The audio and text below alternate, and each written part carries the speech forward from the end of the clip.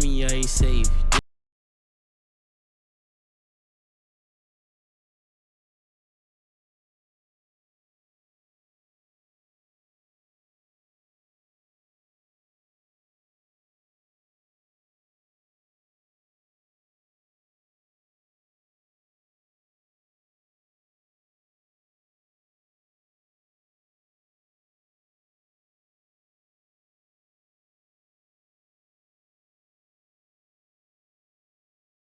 What the fuck? Oh, what the fuck is good, baby? Yo, today, 11, man. Welcome back to the stream. Welcome back to the stream. Welcome back to the fucking stream, baby. It's a fucking Monday. Feels good. Looks good. Everything good. Money good. Market good. Everything good, bro. Everything good. Aura good. Paper green. My bad. Wait. No, we're good. We're good. Let's go. In the Tommy for your mommy, man. Welcome back to the stream. It's a Monday. I slept a total of... How many hours look like I slept this weekend? Be honest. How many hours look like I slept this weekend? Give me an actual number. How many hours look like I slept this weekend? Because not that many. Not that fucking many. I did not sleep that many. But that's all that. It doesn't matter because here's the thing. At the end of the day, it's worth certain moments are worth it. And so when you're out doing your thing, you know, doing what you got to do, sometimes you got to sacrifice the hours of sleep. I told you there's a couple things, very few things in this life that are worth sacrificing your sleep for. And one of them is monitoring the situation. And one of them is fucking ripping. Okay, Luke, does it look like I got the eye patches? No, of course not. Of course I didn't get the eye patches. But all these catchy clickbait headlines and bro's still stuck on 100 viewers. Hey, man, 100 motherfuckers going to make it. I can't help everybody. That's the thing. I can't help everybody. I can only help people that want to be helped. I can only help the roll call. What's good, Poca? What's good, Alex? What's good, Caleb? What's good, Net? What's good, Seth? What's good, Villa? What's good, Caleb? What's good, Weekends? Yeah, that's what I fucking thought, baby. Pipe Bomb, Gerlin, what's good? Yes, sir. Chunky, what's good? Jackson, what's good? Zara, what's good? Yoni, what's good? DNAP, what's good? Crypto, Mickley, Booty Watcher, Cole Money, Lattice, what's good? Seth, Eldorado, 35, Mac, Braves, what's good? Rug, what's good? Hidden Character, what's good? Crypto Walk, what's good? What's up? All right. Glad to have you here. We have a lot to talk about today. I'm going to be honest. There's a lot going on. I had a sick weekend. I'm not going to lie. There's some stories I'd love to tell you from this weekend, but I'll probably get banned from Twitch and, I don't know, be labeled a brand risk. So we'll skip them. Maybe we'll do a Friday late night stream. No promises. We're going to have to skip the Friday situation. I'm not going to lie. Things got a little out of control on Friday. All right. But all that matters is I'm back in control. And we're going to talk about the things that we're here to talk about. So welcome back to the stream. It's a Monday. Bitcoin is $73,300 and fucking candling. Sailor, look, like him or hate him, don't care. Stretch is back over 100. And that brother is just, he's just twopping. Okay. Chart looks fucking beautiful. I cannot lie. War negotiations failed this weekend. Pakistan with Vance. Who could have predicted that was going to happen? Definitely not the guy who was long multi-six figures of oil and then let himself get stopped out right before a fucking candle. I don't know who that guy is, but he's probably fucking handsome and fresh and clean and definitely had a lot of fun this weekend. Did not have a miserable Friday. Definitely not the guy who had a miserable Friday night despite spending way too much money on it. So that is, yeah, Garrett bullish. Sam Altman got his fucking house shot at for the second time, which is nuts. We're going to cover that. There was this Justin Sun versus World Liberty 5 beef, which is one of the craziest things I've seen in a long, honestly, insane. When Justin Sun becomes the voice of reason, you have problems, okay? There was a piece dropped out Hyperliquid Jeff we're going to cover. There's this Alon drama we're going to cover. There's 2 crypto tokens that came out that we're going to cover, Rave and the Walmart Aster thing, genius. And market closes in 13 minutes. I think market is bored of the war. Market is fucking bored of the war. And it's showing. Refuses to go down. Crypto wants to go up. And we have a lot to talk about today. So I'm honestly going to do this new thing. We're just going to get right into the stream. I'm not going to do the fucking... I would love to tell you all some stories, but we're just not going to... We have shit to talk about. Maybe we'll come back on the back end. Also, we're doing the Amit stream, I think, on Wednesday. I'm doing a poster. Oh, sorry. I just said it out loud. But Amit's coming on stream on Wednesday, which is lit. I'm really excited. Oh, also, Elliot, we need to rip a poster on that. It just happened, so I'll DM you comms. But gonna be a really fun one. He's sort of like he does like fucking 10K live every day, market open. So it's gonna be a little crossover. I think is gonna be a really fun one. So shout out to Amid Investing. He's coming on, and let's fucking have a sick Monday. All right, real quick, couple intro stuff. First and foremost, Coachella was this weekend. Is it still going on? I don't know. Did anyone go to Bieberchella? This weekend? It's over. Okay. If your girl went to Coachella, man, I'm sorry. You can come here in this chat. We can make you feel better. We can console you. But if your girl was at Coachella, I'm sorry. If your girl's going to Coachella weekend number 2, I'm really sorry. And Coachella just ended week 1. And 60% of ticket sales from Coachella were using Klarna Buy Now, Pay Later. Okay? I don't give a fuck what the inflation numbers say. No normal person can afford anything. Everybody is taking out loans on their food, on their Uber rides, on their tickets to go to concerts. I don't know who needs to hear this, but if you have to buy now, pay later, take out a loan on your Coachella ticket, you cannot afford it. Okay? You cannot afford to go to Coachella. And so what happens in a scenario where all food, all consumer goods are being bought on credit that the people don't have? Well, on a long enough time frame, they just don't pay. None of these people are paying, just like the people that are doing buy now, pay later on Chick-fil-A chicken nuggets are also not paying. And they're not paying because they cannot afford to pay. They're just not going to pay. And so this collapses at some point, right? You see the Michael Burry, there's a bubble clip. Eventually, a business like Klarna is just going to be fucking, like, let's look.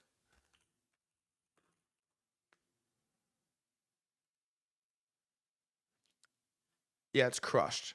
KLAR. Look at this shit.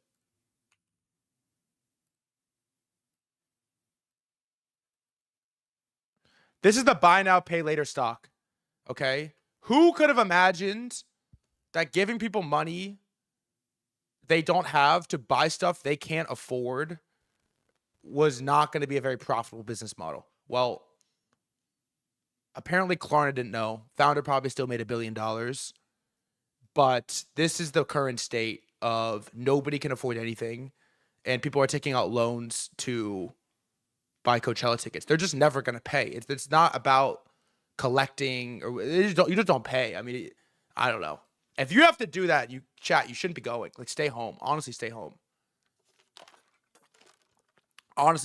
But I'm also going to say this. Justin Bieber had maybe the greatest concert set of all time. It was better than Kanye SoFi. I mean it. I stand on it. I mean it.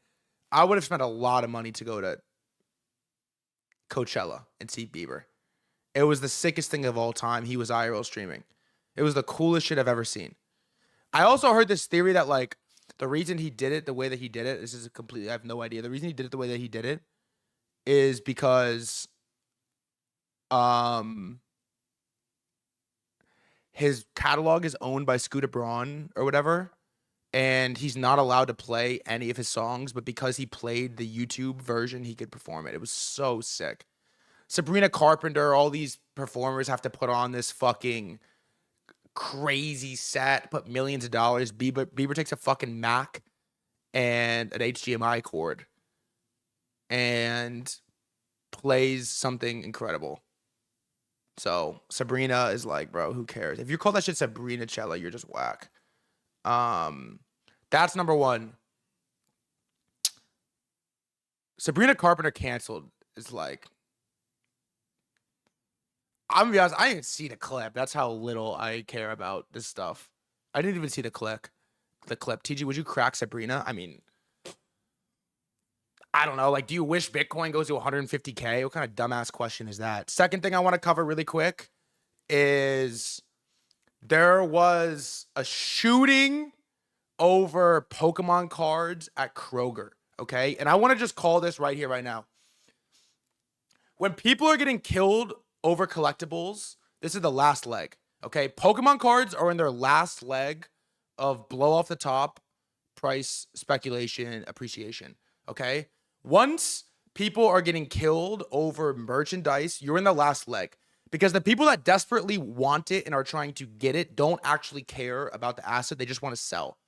And so the only person that's going to kill someone else over merchandise just wants to sell it. Okay. The only proxy we have for this is sneakers in the 2010s. Okay. People were getting killed and stabbed and shot and robbed and murdered over Galaxy foams, over Jordan drops, over everything in between. And that was the last leg. Okay. Price still went higher, but once someone is getting killed over a collectible, you're in the last leg. If you're holding a fuck ton of money of Pokemon cards, you should probably look to sell. At the very least, if you're keeping because you like them, I would chill out on top lasting and buying higher. When people are getting killed for a collectible, it's done. Okay, the diehards are out, right? If you're a collector, you're out. If you just like cards, you're out. You're not dying for a $20 Pikachu. Okay, the only people that are willing to die for this shit are purely scalpers and resellers. Okay, and that's the last leg every single time. This is pretty crazy. An argument over Pokemon cards ended in a shooting on Indy's east side. It happened just before 7 p.m. The Kroger parking lot near Southeastern Avenue in East Pleasant Run Parkway Drive East. Metro Police tell us an adult male was taken to the hospital for surgery and was stable. A person of interest was detained at the scene, but many police are still working to determine their involvement, if any. This is it. Also, I used to, my college had a Kroger right next to it. It was kind of a movie. Shout out to Richmond, Virginia, VCU. Okay, one more topic before we get to Trump is, I actually don't have a clip farm on this, but I wanted to just watch it. This has gone so viral. And the caption is like, damn, Jason Tatum's life is boring as fuck. This is the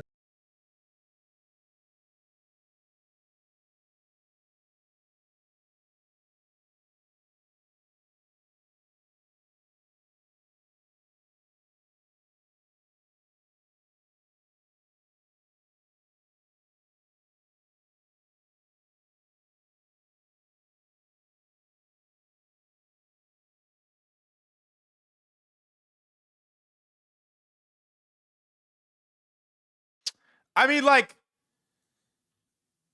I wish my life was as boring. My honest take on it is that Jason Tatum's life is not boring, but anyone that is a professional and at the top of their field and what they do just has like the same routine every day. You just live the same routine every single day. And so Jason Tatum's life isn't boring. You just think he's cringe. He doesn't have that much aura. But it's like, bro, if you're going to be the top of your field as an NBA athlete, you're just going to do the same thing every day. Like, bro, I do the same thing every day. I do the exact same thing every day, basically. Monday through Friday, I do the same thing every single day. And so I heard somebody, can't give him credit, say this today, that Jason Tatum could have Devin Booker aura, but he sacrificed it for a ring. He did.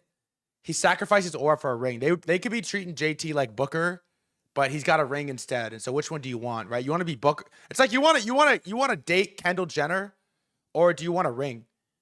One of the two. And so if you want the ring, your life is just going to be boring. I don't know. My life is pretty fucking boring. Okay? The only thing I do as Kai XBT clip, my life is boring. I do the same thing every day. The only thing I do is like Friday night, I go out and have like a few too many drinks and like drunk text our employees.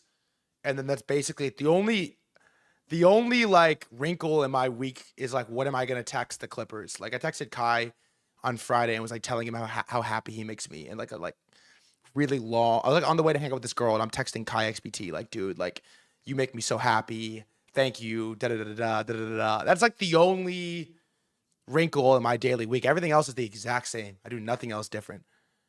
And so that's it. TG, you just a narcissist because it clips you? Yeah, of course. Of course. And so I like, yeah, I'm in the club thinking about pipe bomb, not pipe bombs, but pipe bomb 33. It's sort of just like the way that I live my life. So that's the only, like, my life is boring. I think your life should be boring. All right. Now, market closes in 2 minutes. And no, I was texting Kai because he hit this banker clip and it was a fucking good one. Market closes in 2 minutes. And before we get to it, let's start with the Trump fuckery, okay? First and foremost, there is this clip that went viral today of Trump getting McDonald's DoorDashed to the house, and I'm not sure why this got posted. Is this a paid ad? Yes or no? Also, I'm watching the show on Apple TV, Your Friends and Neighbors. I don't know if anyone's seen it, but it's about John Hamm has like a midlife crisis. John Hamm. Donald Draper, John Hamm. I don't even know what his real name is. John Hamm has a midlife crisis, and he is like robbing all of his neighbors basically, and stealing these like really pristine, high-end like wine bottles and like Mont Blanc pens and watches, and I'm sitting here, my brain's so fried. I'm watching them talk about the Mont Blanc pen that they stole for 150K, and I'm like, bro, that's a paid ad. That is 100,000%, like, is 1,000% a paid ad. Like, it has to be a paid ad.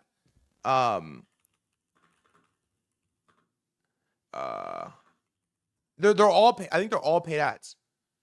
And yeah, I'm trying to find a clip of it. Maybe I'll find it for later. But I actually couldn't. I'm sitting here watching, and I'm like, dude, Rolex paid for that.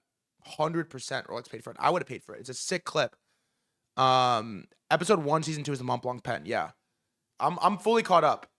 It happened all of season 1, 2. I'm like, damn, this wine bottle, that's a paid ad. They're all paid ads. It's crazy. You can't do anything. I mean, I got fucking paid ads in the background. Luckily, I don't have anything to sell you. I don't have like a course or anything for you to buy from me. But everything it's crazy how it happens. What other pen he could have still know? I don't know. But you could have used any product, right? He could have used any vintage shirt or vintage book or like whatever. But all right, paid out in this, yes or no? McDonald's.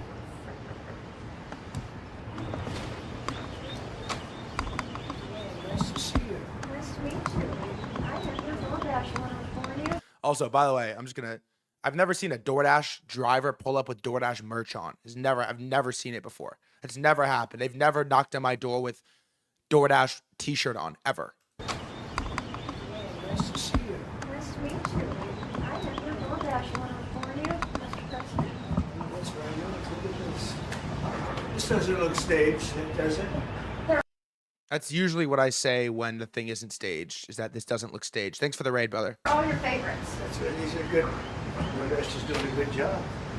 So, the reason for this is the fact that I heard you picked up an extra $11,000 that you didn't get because the tax bill was so big. Oh my God. Yeah, of course it's a paid ad. I didn't even watch it before this. The refund was the biggest you've ever had. Is that a correct statement? It definitely was. Yeah. I saved over $11,000 by not having to claim. Was that surprising to you? It was very surprising.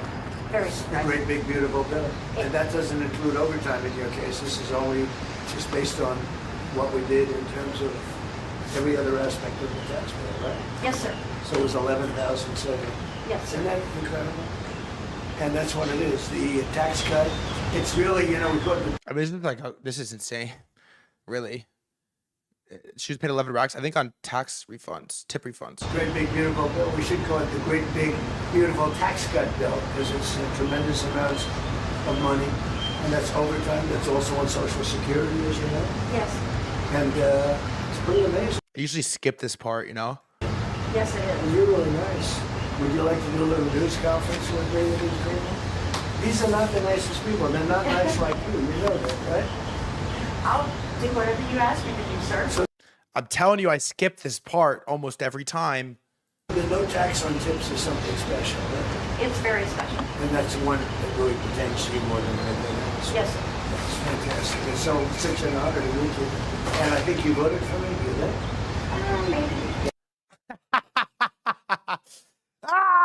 Maybe. She did not vote for him. What? That was a fucking aura gamble of all time. That was an aura gamble because this is on live news. Thanks you more than anything else. Yes, sir. That's fantastic. And so, such an honor to meet you. And I think you voted for me, did you? Yeah. I heard you're a great supporter. We appreciate it. I'll put this over here. And why don't we have a news conference? He didn't even want the fucking food.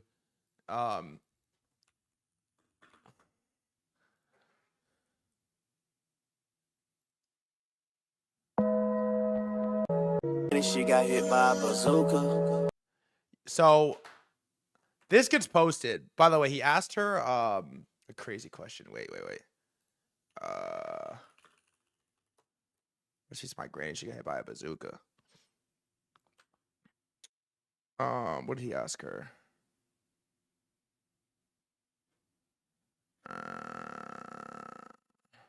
Here. Men's sport. Do you think that they want to have men playing in women's sport? Do you think that men should play in women's sports? I really don't have an opinion on that. You don't. I'll bet you do. No, I'm here. I mean, like, bro, let her go. Let her go, man. Let her go. About Pizza. no tax on tips. Yeah. Okay. He's so funny. Unfortunately, Trump, I fear, is the funniest politician, maybe human, that's ever lived. It's very unfortunate. Because it makes everything else, it muddies everything else. It really muddies everything else that he's very funny. And so the reason I'm showing you this is because, let's do this. Look at this. Sorry, wrong chart. DoorDash today up 5%, up $7 on the daily because they did a paid ad with Trump. Up 5% on the day because they did a paid ad with Trump, which is kind of insane. It's so, I mean, look, the only profitable trading strategy in 2026 is just buying whatever Trump says to buy. Okay? He orders a paid ad on DoorDash, stock pumps 5%. A year ago, basically today, he announces now is a good time to buy stocks after imposing tariffs on the entire world. S&P rallies like 15% in a day. Last Friday, he tweets Palantir, but the ticker PLTR. It immediately pumps a couple percent, kind of goes back down, and then today, Palantir is up like what? Up 4%. It's just the most it's still just the strategy. I don't know. Fading Trump in the market is just pitiful every time. It's a bad idea every time. And if he really wants to make some shit go up, he just makes it go up. It's like King Von, man. If he really wanted you out of there, he's just gonna go do it himself. He's just gonna go do it himself. And so this was crazy. It was hard to believe what I was watching, but he'll go do it himself, bro.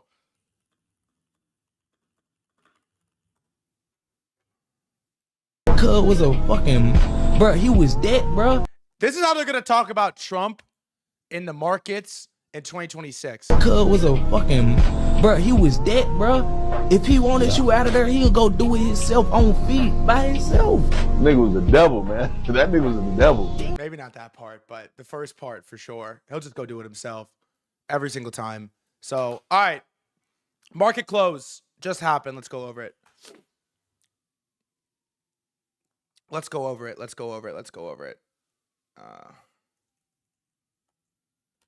All right, we just closed 6 minutes ago after no deal was done this weekend in Pakistan. JD Vance was sent out. We're going to cover the war after this, but I figured let's just get to the point today. No deal. Did I choose a bad time to get into trading? I don't know how to tell you this, brother. Definitely not the best. But there have been worse times. Chat, you think he picked a bad time to start trading? Definitely not the best. Definitely not the best, but it never is. Okay, this is the thing about trading. It never is the best. Okay, when it's a bull market, it's too retarded. When it's a bear market, it's too hard. When it's flat, it's too boring. Okay, the thing about trading at a bad time is we call it accelerated learning.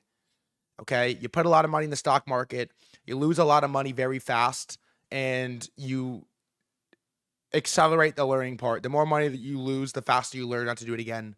Okay, you only have to touch a hot stove once. Okay? You only have to touch a hot stove once. Okay, that's the thing about trading in shitty markets, like the one that we're in right now. Accelerated learning. Okay, you're gonna have to learn it one way or another. So, geez, 4K challenge. I don't know if you've seen in the pit rookie of the year. Are you the rookie of the year?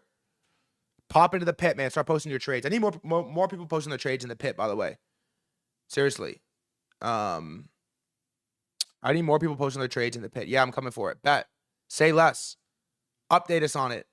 I also might add a channel in the pit relatively soon where people can talk, not just a one-way announcement channel. 'Cause I'm getting kind of bored.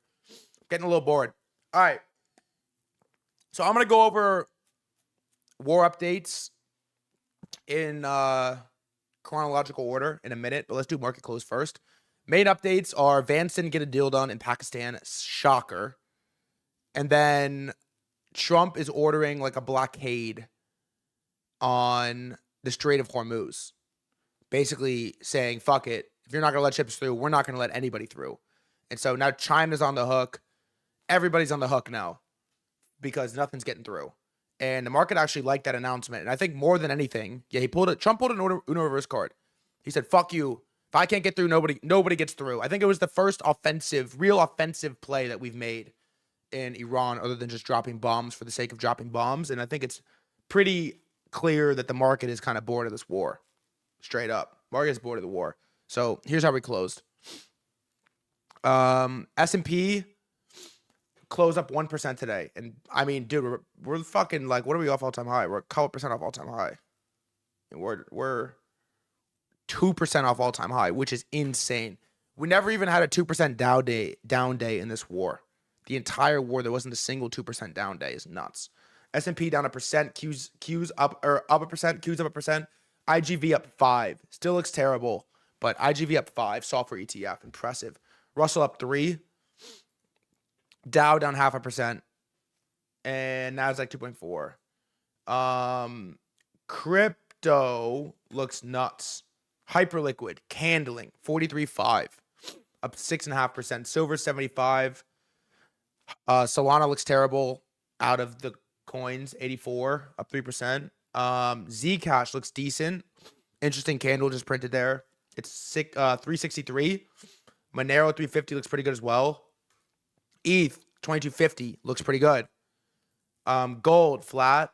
Bitcoin candling. It's Sailor. I don't even care. 73.5 on BTC. 73.35 looks really good. Tau 255 is fucking. This token is. I'm about to take it off. I gotta take off this list actually. Bink off the main list. Has to be. Had to go. Tau thing is very unfortunate, but I mean it's got to go off the list. And then Stretch over 100 again, which means we got to check the website. Which means what?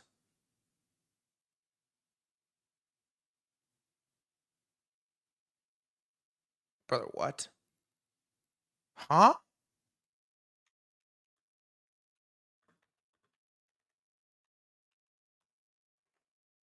One, two, three. 1, 2, 3. What the fuck?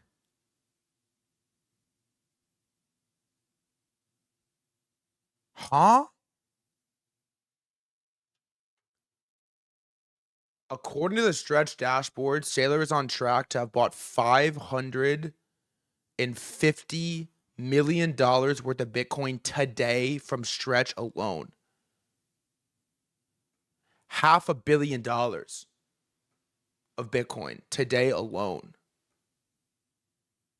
Holy fucking wow. Dude. What?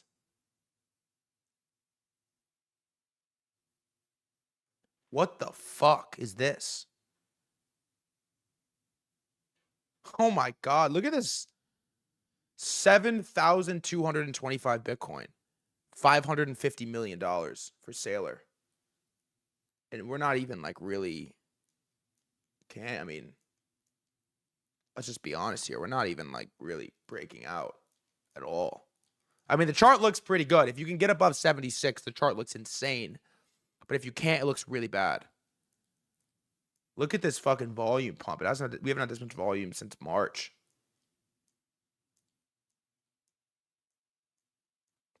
Wow. That is fucking disgusting. Michael Saylor, you fucking sick man. Let's check this out. DNAP, he just did a pod with Bankless, by the way.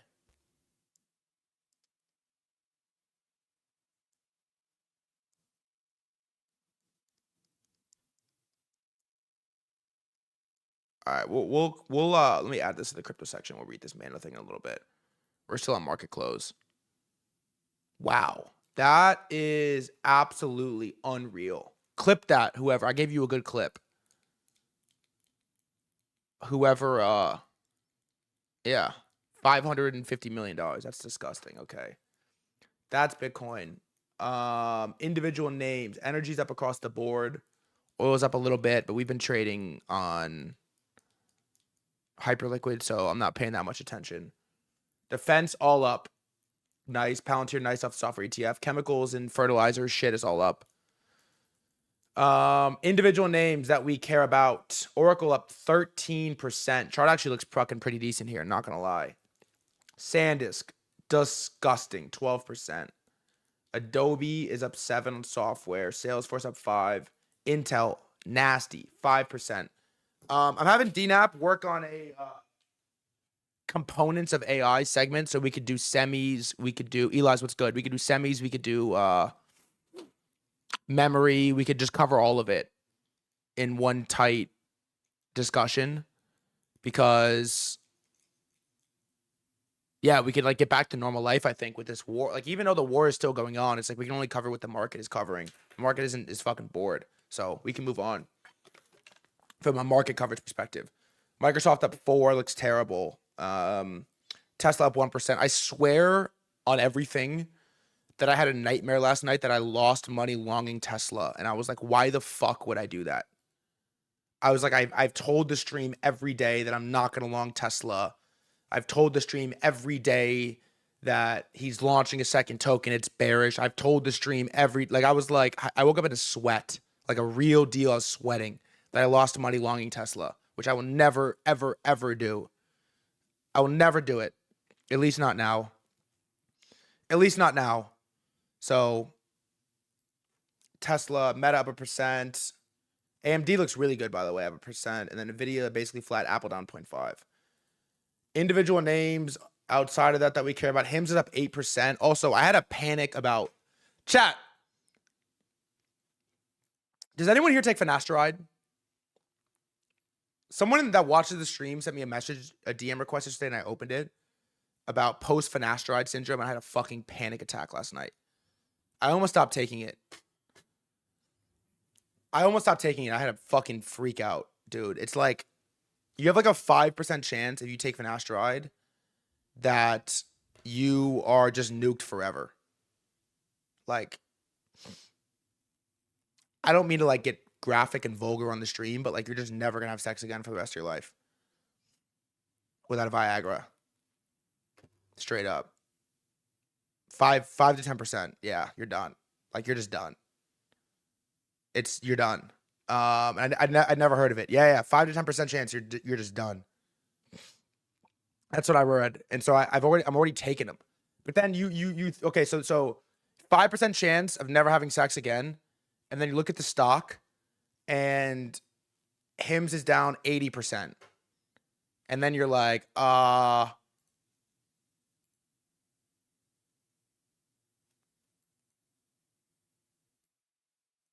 don't know. So, yeah, I found out about that yesterday. Never heard about it. And so the thing about HIMS, right? It's okay. The most common thing that HIMS sells is finasteride. It's pills to stop your hair loss. Okay? The side effect of losing hair loss is erectile dysfunction. Let's just call it what it is. That's the most common side effect. 5 to 10% of people are nuked for life on the ED thing. The second most common pill that HIMS sells is Viagra, a pill to give you erections. How does that work? That is insane. Okay? Think about that. The 2 most profitable things that they sell is that. Back to back. Insane. Doesn't even sound right that they're allowed to do that. It's crazy. It's insane. They got the market on lock, bro. It's like they fix your problem, give you a new problem, fix your problem, give you a new problem. It's crazy. Make a problem, then solve it. That's called fucking capitalism. You should just get off of it. I'm already in now. I'm already deep. Like, I don't know what else. I searched it on Reddit when I went down this rabbit hole of, r/ finasteride ruined my life. And yeah, I wouldn't do, if you're on the pill, I would just pretend like you never heard this conversation because it was bad. I'm reading these Reddit posts. I have no idea whether to tell if they're real people or not. And if you ever want real deal anxiety, go on a subreddit for a medication or a lift or an exercise that you're doing or taking. That will fucking make you tweak like nothing you've ever. TG, just go to Turkey. But bro, if you go to Turkey, you have to take finasteride or the hair transplant falls out. It's the whole thing. And so let me ask you this question before I move on. Is Reddit high signal or not? Because you read these Reddit posts and I'm like, are these even real people? Like, who are these people? Are these real people? I'm like, who are these people? Like, who's posting on Reddit in 2026? It's like, what's wrong with you? You don't post on Reddit. It's not like a thing that you do. You don't actually post on Reddit.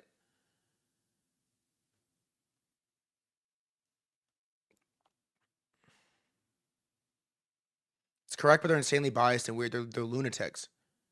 And so I don't know. What is the last thing I'll say about it? I'll move on. Is that one, everyone's in there saying like I wish I just went bald, which I don't. And then the second is most of the people that had the PFS were acting like they got it right away. Like they were saying like they got it like day one. And so I didn't get it day one. Like I'm chilling. I just feel like a little like, I'm going to move on. We're going to move on. But I was just giving you a call out on that. Anyways, other names we care about. Snap. 515.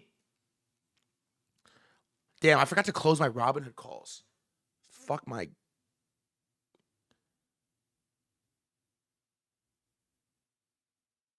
Gay little life, dude. If you're bald, you're obligated to be shredded. First chatter. Just barely Jake. You on the fin, bro? Remember about Robinhood calls with like the $50 in my Robinhood account on they expired, bro. Worthless. Minus 100%, whatever. I had $100. But remember, this you could have bought this Snap the day that article was released. It's up 28%. No, I bought Snap calls on Hood. Remember I had like $100 in my account. I forgot about them though. This was a sick trade. Up 30%. You could have banked it. Anything else we care about? Him? There's nothing else we really care about. Nice. DoorDash up 5 is a fun one. Coinbase up 4. MSTR up 3. Roblox 3. Oh, Circle 12. On news that I think that Clarity is going to get passed pretty soon. We're going to talk about that very shortly. But it feels like YouTube chat's active. 1.2% chance on Finn, and it's not permanent. You get your hormones back. So that is... Did Klarna Rip have anything to do with Coachella? Let's see.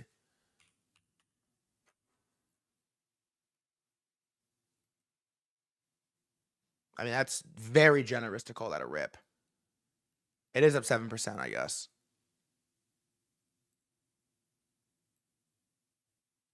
Very generous rip call there. I would say no.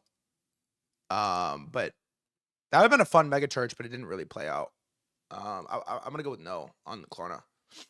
And that is market. Oil. Last but not least, the fabled oil. Here's where we're at. I have basically accepted. Curious about Circle being up 12%. I think it's up on the Genius or on the Clarity Act news. That Clarity Act is going to get passed. Brian Armstrong, who I believe is in the bottleneck blocker, is calling for it to get passed, and I think it is potentially favorable for the stablecoins. We'll get to that in the crypto section.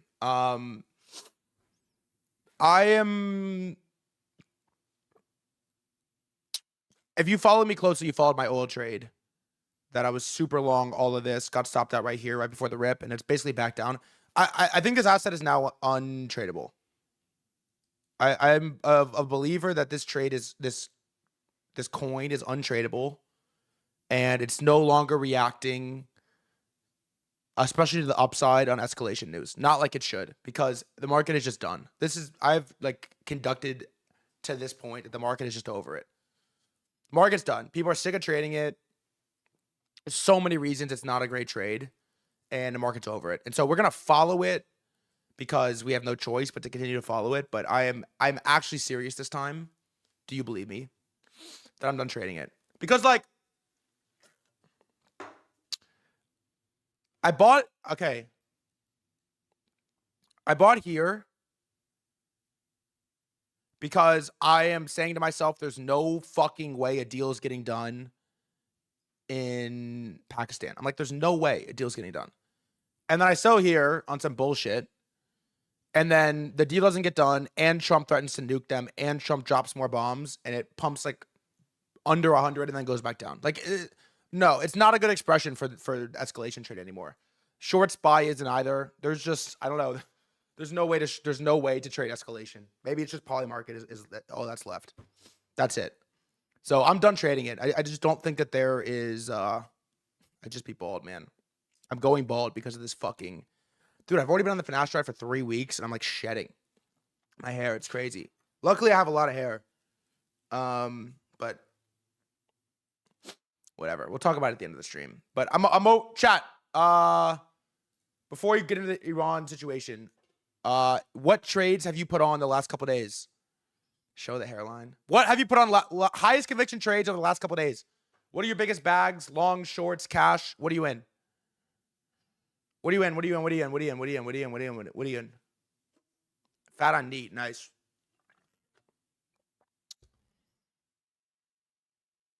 Made 1K on your oil call. Did you really?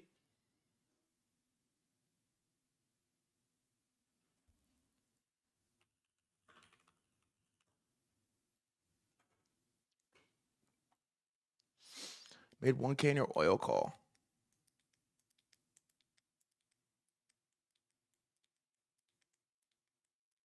Oh, I didn't do alts. Sorry, I didn't do alts. Pancake Swap is the leader right now in this fucking genius coin. Aave up 7 actually looks decent. VVV, insane. XPL looks decent. Monad continues to be great. Neat is nuts. I bought SoFi. Look at this. Sorry. Crazy chart. Very crazy chart. Let me see SoFi. Ugh. God. Horrid. All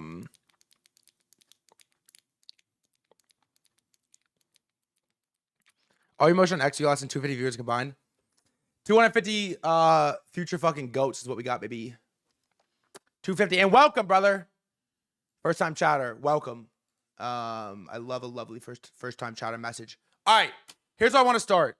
Is Stevie, what's good? Here's how I want to start. Is JD Vance horrid clip. They sent this brother to Pakistan to negotiate an absolute deal that had genuinely no chance. It had no chance. Okay, they sent this brother to Pakistan. It has no chance. And the only thing he pulled off in Pakistan, the only thing JD Vance did in negotiations in Pakistan is maybe get the worst clip of all time. Here you go. The second thing Golibov said, which again I found fascinating, is he said, "We refuse to give up the right to enrichment." And I thought to myself, you know what? My wife has the right to skydive, but she doesn't jump out of an airplane because she and I have an agreement that she's not going to do that because I don't want my wife jumping out of an airplane. The second thing Golibov said, which again, I mean, what? What was that? Dude, it is an aura thing. It is. Okay? It isn't, it's not his look. It's not, it is an aura thing. And so, I have a take. Okay? I have a take that I said that Vance is going to go to Pakistan, and depending on how it goes, is going to determine whether or not he wins the presidential election. Okay? I am now of the belief I am of the belief that JD Vance is being actively sabotaged by the Trump admin so he does not win in 2028. Okay? Think about what happened over this weekend. Okay? The two candidates, JD Vance and Marco Rubio from the Republican Party in the Trump cabinet. JD Vance gets sent to Pakistan to negotiate a ceasefire that had absolutely 0% chance of getting a deal done. Okay, there was no scenario in which they got this deal done. Vance knew it, Trump knew it, the USA knew it, Iran knew it, everybody knew it. They sent him just for optics. They threw him into the fire and said, good luck, just so he could go on national television and be the one to bear the responsibility for not getting the deal done. Okay, at the exact same time, Marco Rubio, who is obviously the golden child of this war and the Trump admin, gets to go to the White House with Trump at the UFC event and sit ringside and get celebrated and clapped and cheered for and rooted for in front of millions and millions and millions and millions and millions of people. He has nothing to do with this negotiation. He's not attached to this war thing at all. And JD Vance, who has been the most critical of war in the Middle East, the most anti-war in the Middle East, now has to publicly fall on the sword on national television for not being able to get a negotiation done. Think about that. It's like active sabotage is happening in front of our eyes. You can see it happening.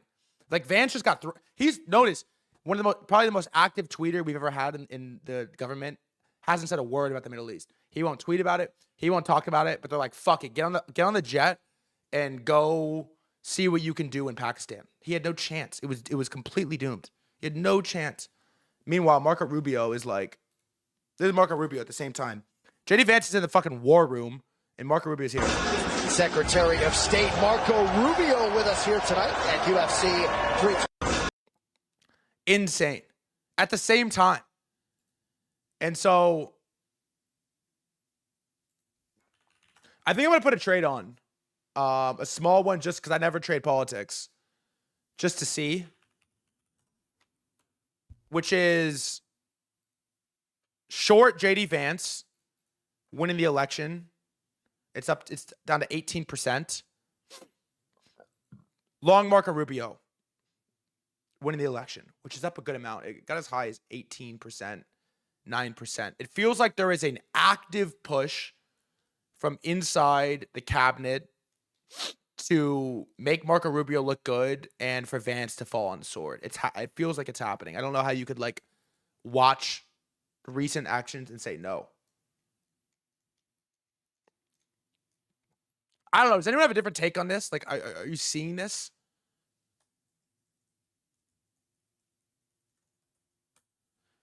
It felt so obvious to me.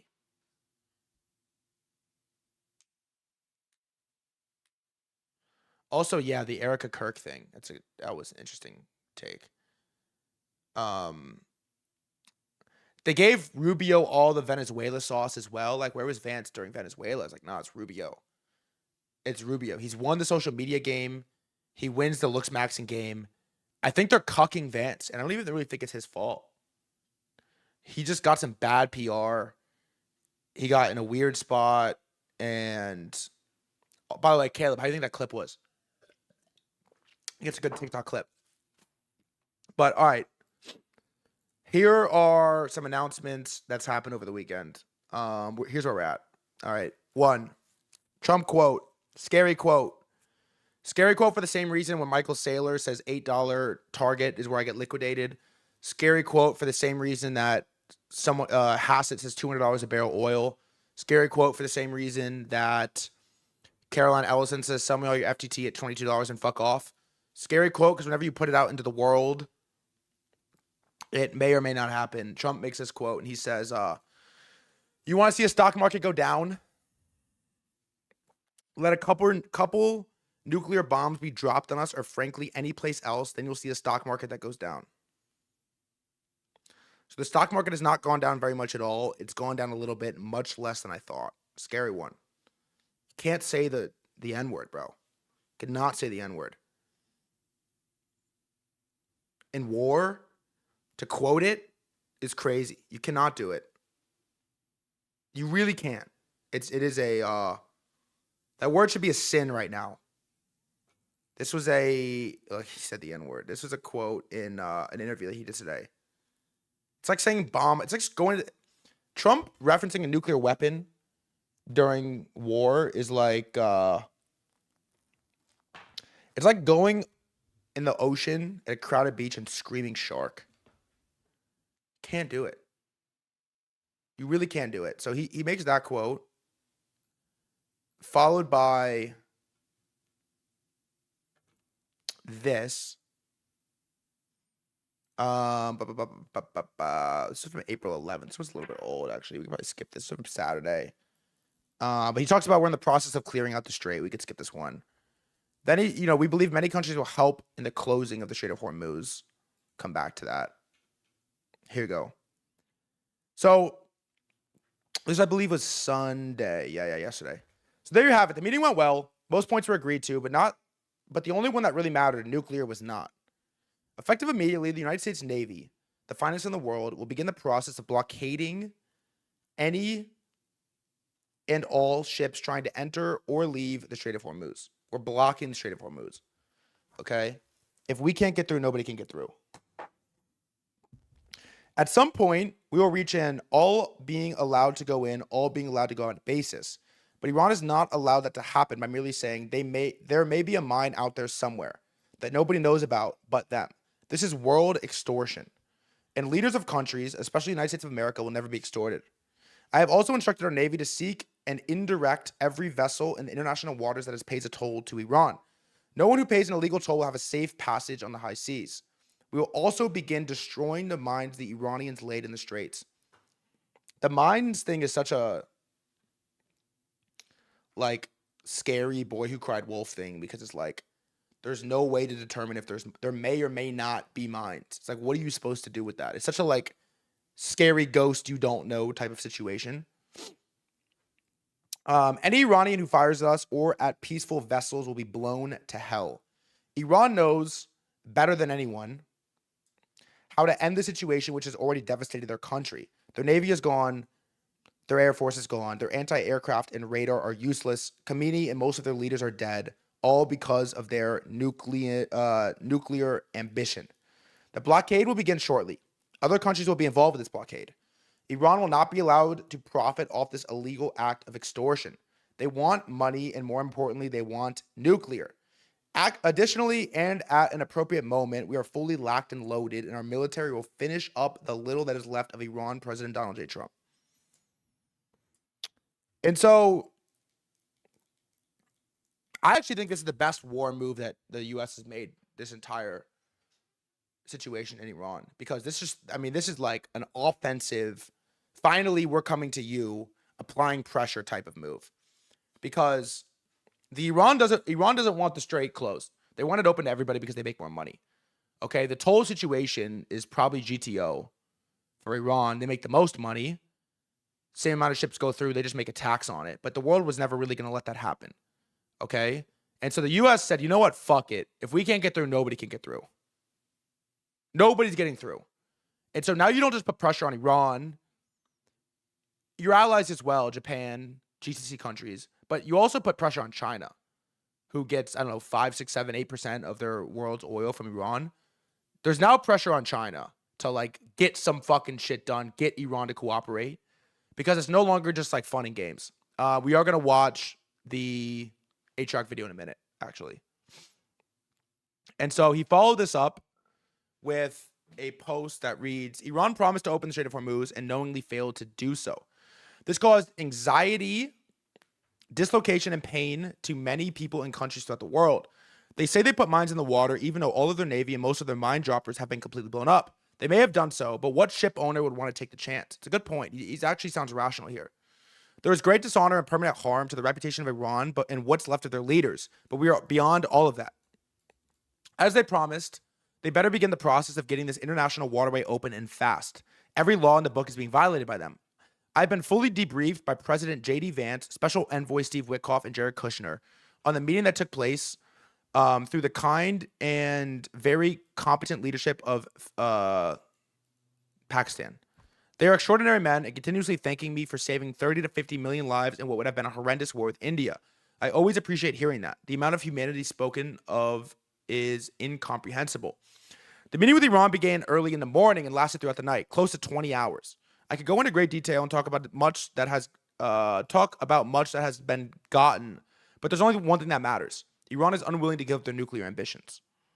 In many ways, the points that were agreed to are better than continuing our military operations to conclusion, but all of those points don't matter compared to allowing nuclear power in the hands of such volatile, difficult, unpredictable people. My 3 representatives, as all of this time went by, became not surprisingly very friendly and respectful of Iran's representatives, but it doesn't matter because they were unyielding as to the single most important issue, no nuclear weapons. And so that's basically where we're at, is a stalemate, where we can't get to a ceasefire, as we've deducted many times, because they won't give up nuclear weapons, because why would they? And so the strait is closed, but then because the strait is closed, we're getting fucking choked. And the U.S. basically said, fuck you, we're closing the strait. We're closing the strait. And so, honestly, guys, I think we're about as close to resolution as we've ever gotten. Really.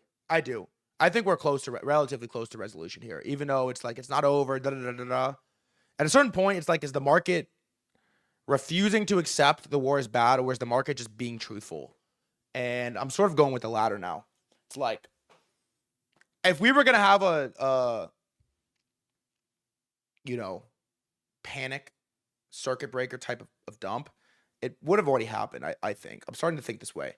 And I'm starting to think that when the situation got to the point where Trump was talking about taking Iran off the map, back to the Stone Age, actually threatening nuclear weapons, I took it as a bearish signal, when maybe I should have taken it as like, man, this is max fear. He's not dropping a fucking nuke. Right? That was maybe the other way to look at it. I just wasn't thinking through that frame.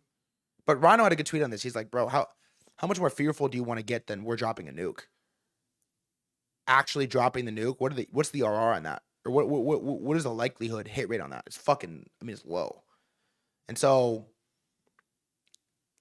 I don't know. We're going to have a lot of learnings from this, navigating this whole situation. But that was definitely a learning for me, is like, all right, is he going to drop it? No? Okay, then we're going up.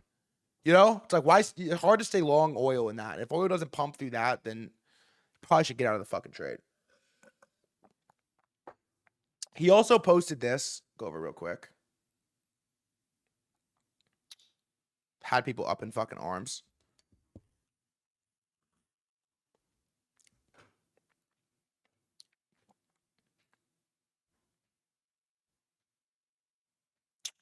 What do you think of this? Given the context, this is kind of a brutal post. There's not really that much room for me to bag on him because it's already been freaked out about on Twitter over and over and over again. But the Jesus post is insane. I mean, Michael Saylor has never done an AI this bad. Really. This is not a great one. He actually apologized for it.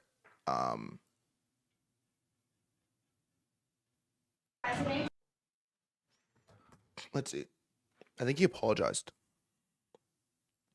Mr. President, did you post that picture of yourself depicted as Jesus Christ? Well, it wasn't depicted. It was me. I did post it, and I thought it was me as a doctor, and it had to do with Red Cross, as a Red Cross worker there, which we support. And only the fake news could come up with that one. So I just heard about it, and I said, how did they come up with that? It's supposed to be me as a doctor making people better, and I do make people better. I make people a lot better. Mr. President. Attack, attack, attack. Never admit to anything and always declare victory.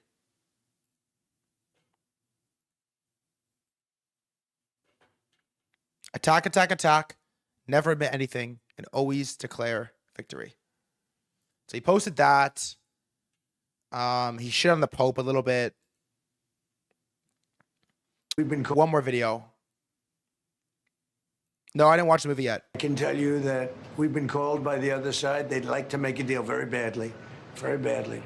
What was the sticking point over? You said it was over nuclear. It was over nuclear, very similar, yeah, very good. I guess you're listening. It's over the fact that they will never have a nuclear weapon.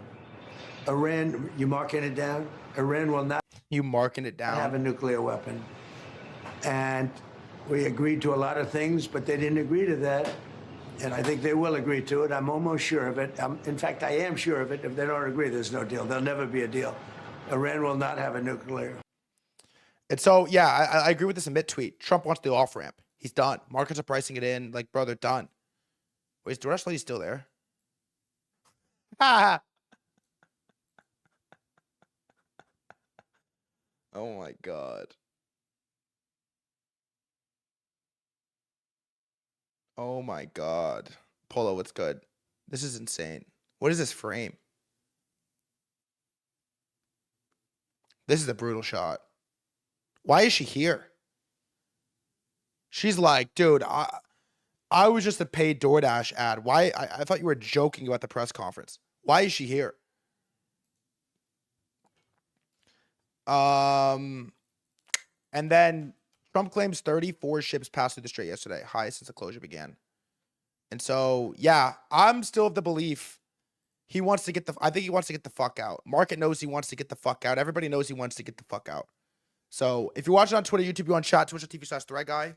The last thing we're going to talk about with the war today, before we get onto some of this like Elon stuff, crypto stuff, Jeff stuff, is an Atriarch video. I want to watch like 15 minutes of. I think it's a really good video. I haven't watched it yet about the blockade. Let's play this. I'm going to get up real quick. Yeah, we fucking went over. We got a taste of what it looks like. But then we got cucked. We really got a taste of what it looked like when the war is over. Bitcoin looks strong, by the way. Look at this thing. It wants to go fucking higher. Zcash looks pretty good. ETH looks good. I think Bitcoin looks way better than stocks, by the way, than most stocks. It just hasn't really, like, look at it compared to gold, too, by the way. Up 4%, gold's flat. It's pretty crazy. This chart is, what about weekly? How's the weekly look? Not bad on the weekly, man. Really, look at this. Probably long that. It's a chart you historically long. Really is. All right, let's watch a few minutes of this Atriarch video. Hey, April 12th, 2026, we have just had peace talks for the war in Iran in Islamabad. Why did they choose Islamabad? Because when they were listing cities, someone said Islamabad, and JD Vance said, hell yeah, it is. JD Vance, by the way, our lead negotiator. He's only the most unpopular vice president at this point in the presidency ever, which is weird because he's doing the same thing Dick Cheney did, invade the Middle East. But Dick Cheney had plus 37, he's minus 18. What happened? Our least popular vice president ever at this point in his term is our lead negotiator in Islamabad to talk with Iran. And they had 21 hours of peace talks in a row. It was a marathon session. They just kept trying to hammer out details of the peace agreement. And at the end of the 21-hour peace talks, JD Vance came out with good news and with bad news. We have been at it now for 21 hours, and we've had a number of substantive discussions with the Iranians. That's the good news. The bad news is that we have not reached an agreement, and I think that's bad news for Iran much more than it's bad news for the United States of America.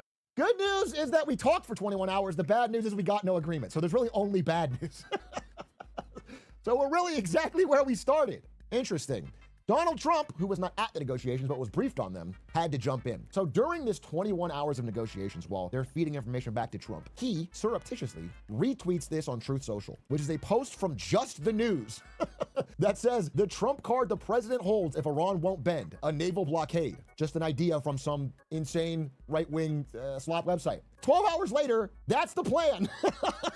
Now, I don't know if he was prepping for the idea with the public. That's really funny. Or if he got the idea from this, but he retweets this, and then 12 hours later, we're coming out and going, okay, effective immediately, the United States Navy, the finest in the world, will begin the process of blockading any and all ships trying to enter or leave the Strait of Hormuz. I have instructed our Navy to seek and interdict every vessel in international waters that has paid a toll to Iran. No one who pays an illegal toll will have safe passage on the high seas. We're going Pirates of the Caribbean on this, bitch. Other countries will be involved in this blockade. Other countries not named. My girlfriend goes to a different school. Other countries, not named, will be part of this blockade. Iran will not be allowed to profit off this illegal act of extortion. Additionally, and at an appropriate moment, we are fully, quote, locked and loaded, and our military will finish up the little that is left of Iran. So the ceasefire thing is just gone. Apparently, it's going to last till the end of the 2 weeks, which is on April 22nd, so we have about 10 days left from when I'm recording this. But at the end of that, there's no plan to continue it seems, at this point, and negotiations are not going well. By the way, but before I move on, this is a pretty important tweet. The President of the United States, who has been trying desperately to end the blockade of Hormuz, is now responding by doubling the blockade of Hormuz. We are now having a double blockade. So it's a pretty big escalation. I mean, I'll go through what this means, but it's a big deal. And then 30 minutes after posting this incredibly important update on a major geopolitical situation, he posted what happened to Bruce Springsteen and talked about his plastic surgery. This is, again, 23 minutes after that. So I'm glad the seriousness of the situation is being felt. Look, let's draw up what's actually happening. So after the attacks on Iran blockaded Hormuz, this 21-mile narrow gap where a chat W or L strategy on the blockade. I actually think it's the best thing the U.S. has done this whole situation. Massive amount of global shipping goes through. 20% of the world's oil, ton of the world's precursors to fertilizer, natural gas, ton of everything goes to the strait. Iran blockaded it and created this toll booth right here where you could pay them yuan to get your ship to go through. Now, not many ships did this, but a few did. Chinese vessels, a few did go through this toll booth. Donald Trump, in his Don Zoo mode, said break. We're just gonna watch like one more minute of this. I just want to get the take. An enemy blockade by blockading their blockade. And now is setting up a second blockade back here so that if you pay the toll and go through, you are going to run into American ships and not be allowed to go through. Thus, the plan being, by the way, there's some strategic merit to this. It's more the optics are horrible, but the strategic merit is that Iran can no longer fund itself by sending its own ships and a few of its ally ships. Now, no, if the Gulf states can't get through, nobody can get through, is the idea that the United States is saying. And what's interesting is, this may be something the United States could pull off without a hitch, if not for one major question. This plan, there is some merit to it, but there's one major question that makes it a huge, dangerous, scary. This commentator is like an audible slop generator, no deeper thought than surface level. How do I do compared to that? Escalation. Now, I went on Chinese social media and I saw that the drawing I made here is being made there. This is on Chinese social media. They're making the same drawing and they're coming to similar questions. And the major question of this situation is, what happens when a Chinese ship tries to exit the strait? If a Chinese ship goes to this toll booth, sails out here with oil headed for China, is the United States going to stop it? Is it going to blow it up? That is a major question. That is a World War III type question. Is it a taco? Is it an escalation? What happens? And especially if China chooses to send military ships to come and escort their boats through a blockade that the President of the United States has publicly endorsed. That is a real Suez crisis moment where either the United States backs down to China and then a massive geopolitical shift is underway, or they don't, and then the escalation could cause World War III. I mean, it's a serious, I'm joking somewhat, but this is serious, okay? So what and we're not going to World War III over this with China. If anything, I think China's just going to fucking help pressure Iran to get a deal done. Like, we're not going to World War III over this. There's no way. The U.S. isn't going to blow up a Chinese ship, and I don't think a Chinese ship's going to call their bluff. I think they're just like, let's fucking get this thing done now. Let's get it done now. So, we'll see. A little bit of commentary on this is, I like this post from Thicky, which is that Trump's in step 5 of his negotiating playbook, leaving the Iranians at the altar right when both sides were reportedly inches away from a deal in order to create maximum pressure. Okay, here's the negotiation playbook. 7 steps of maximum pressure. Number 1, ask for the moon. Open up with maximalist, fantastical, borderline, silly demands. I mean, this is what Trump does in every situation. Number 2, whip out your big button. When the world scoffs at your demands, threaten them with fire, fury, and your big button. Okay? KG, that post is old, brother. That Mario shit. I'm not reading a Mario tweet on stream. 3, punch someone in the mouth. When the world doubts you'll do it, do it. 4, break bread, make friends. Sit down, negotiate it, be generous. Step 5, where he's saying that we're at right now, which is that leave the bride at the altar. Just before you ink the deal, descend into a fit of irrational rage and throw everything off at the 11th hour. 6, kiss and make up.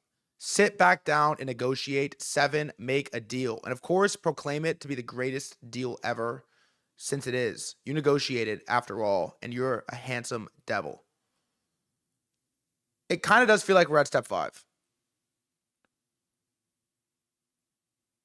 I think it's a pretty good post.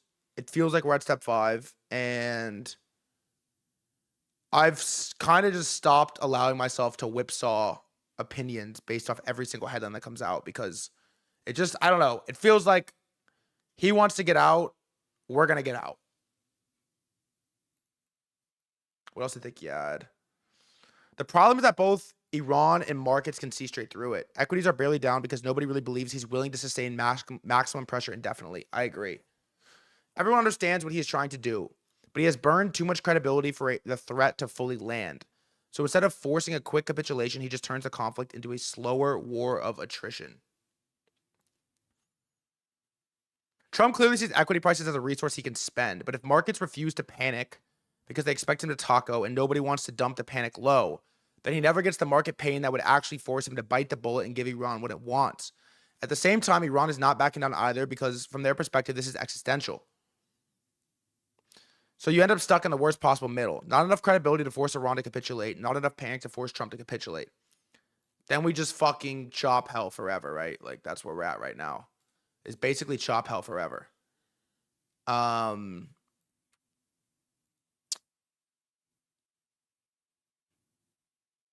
This is interesting. This is where the Molochian dynamic kicks in. I've never heard of this. What is this, chat? You know what this is? What is this? Molochian dynamic. What is that? A game theoretic situation where Molochian, where rational self-interested actions taken by individuals or organizations lead to a collective outcome that is worse for everyone involved. Describes a race to the bottom, where competitive pressures force participants to sacrifice long-term well-being, ethics, or safety for short-term advantages. Got it. So try to win short-term, then you lose long-term. I've never heard of this.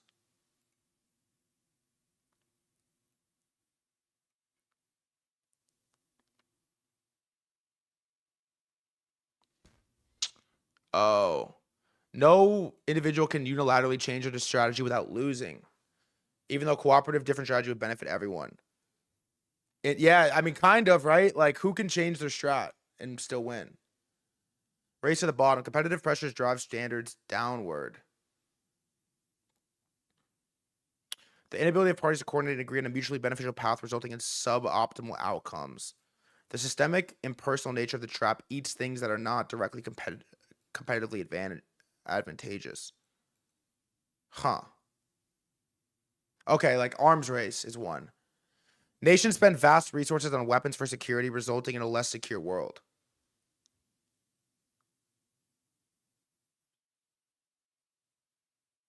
Social media. Algorithms promote decisive or outrage content because it increases engagement, resulting in a toxic public discourse that no one actually wants. But it gets toxic because it gets more views, so everyone gets toxic and everybody hates it. I see. Molochian. That's where the Molochian dynamic kicks in. This kind of half-credible maximum pressure just traps both sides in a spiral of attrition, where every missed off-ramp makes the next one harder to take. The conflict keeps grinding forward until one side finally breaks, only after the damage is much worse and harder to reverse than it needed to be. This is the cost of the Trumpian policymaking when you get too cute with markets and start treating them as a metric to optimize instead of a signal to read. Interesting. He tries to escape reality, but all he's really doing is bottling up the pain until it comes back in a much uglier form. It's a pretty good take on social media, huh? It is like perverse incentives, right? Like, spoken like a man underwater. On what? Oil lungs, you think? Probably, huh? Where are we at? Not much happening here.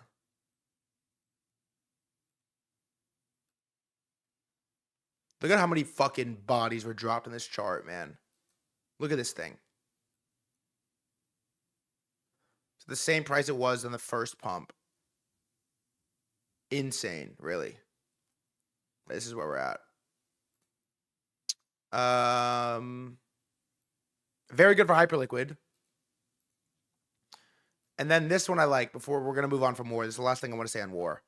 Is the war's gone on for over a month now. Nobody has the ability to care about something that long anymore. Very boring. Next narrative. Look, I'm just going to say that call it a pro, call it a con of our attention span being fried. Nobody can care about anything for more than a couple hours, really. Like, that's it. How long did Twitter stay outraged about the Epstein files? Couple weeks, max. If anything, it just trolled. Couple weeks. How long were people outraged about Nick Shirley, Minnesota? Couple hours, 1 day. He was out on the Zora app for 1 day. It's crazy because it's like markets, it's traders.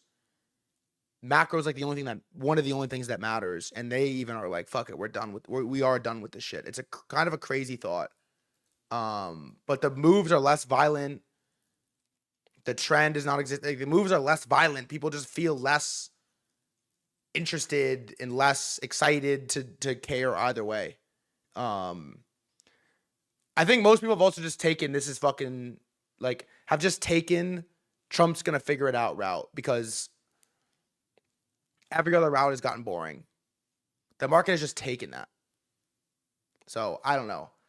That's the last thing I wanted to say about war until we got on to talking about World WDFi, crypto, Elon.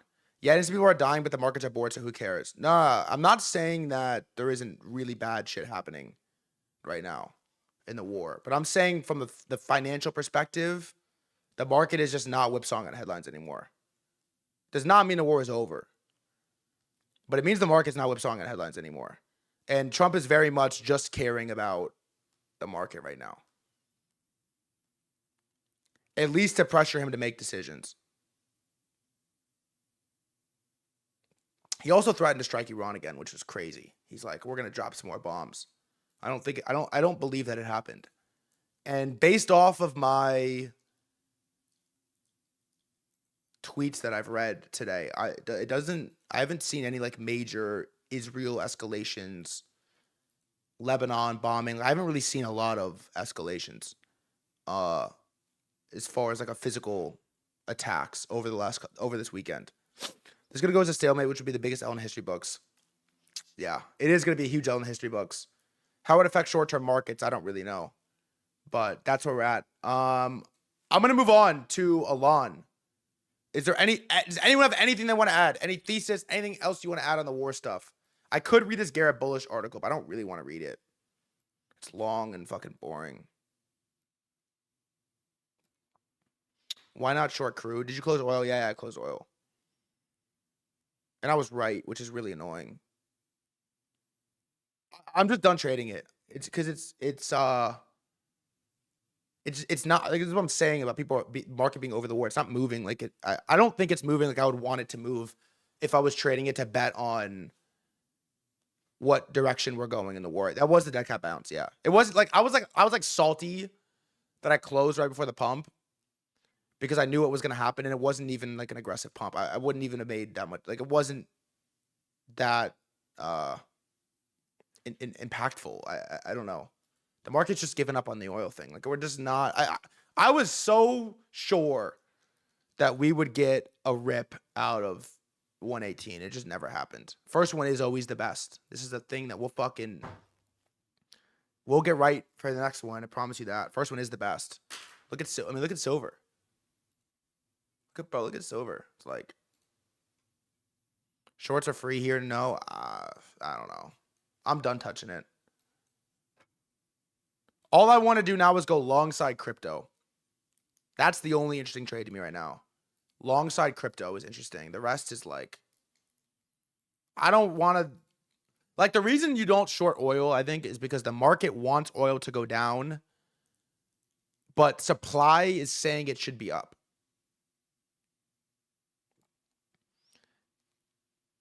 And so I just I don't know. I don't know enough about supply chain to fuck with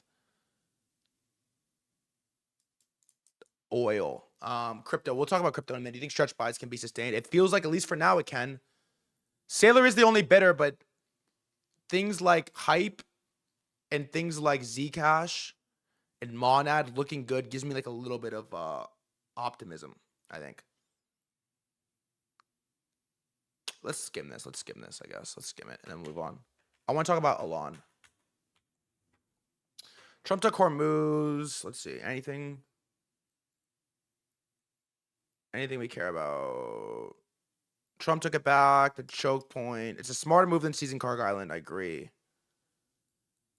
Why it's smart? It reverses Iran's economics. It's cheaper than invasion. Also true. It is cheaper than invasion. It does reverse their economics. I also agree with this. For 6 months, the U.S. have been reactive. This was fucking proactive. I agree with that.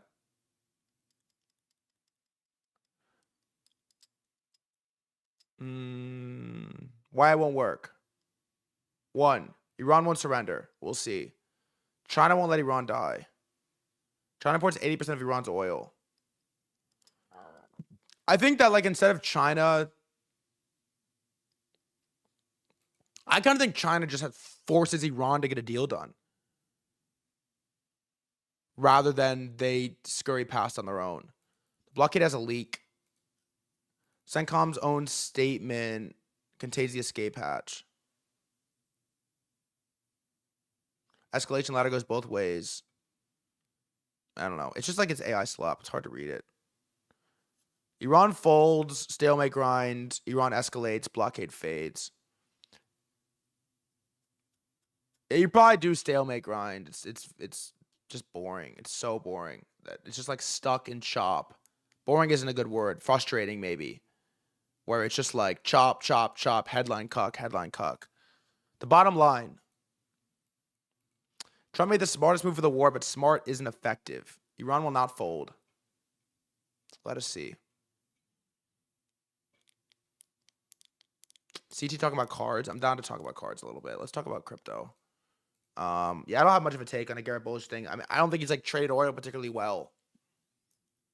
Being honest, I don't think he's like traded it. Like, we need to take everything he says for law. But he's putting out content, which I like. Let's talk about crypto. Okay. I want to be careful how we navigate this. Did you, yes or no, you saw like the Elon, people freaking out at Elon and like potential doc stuff?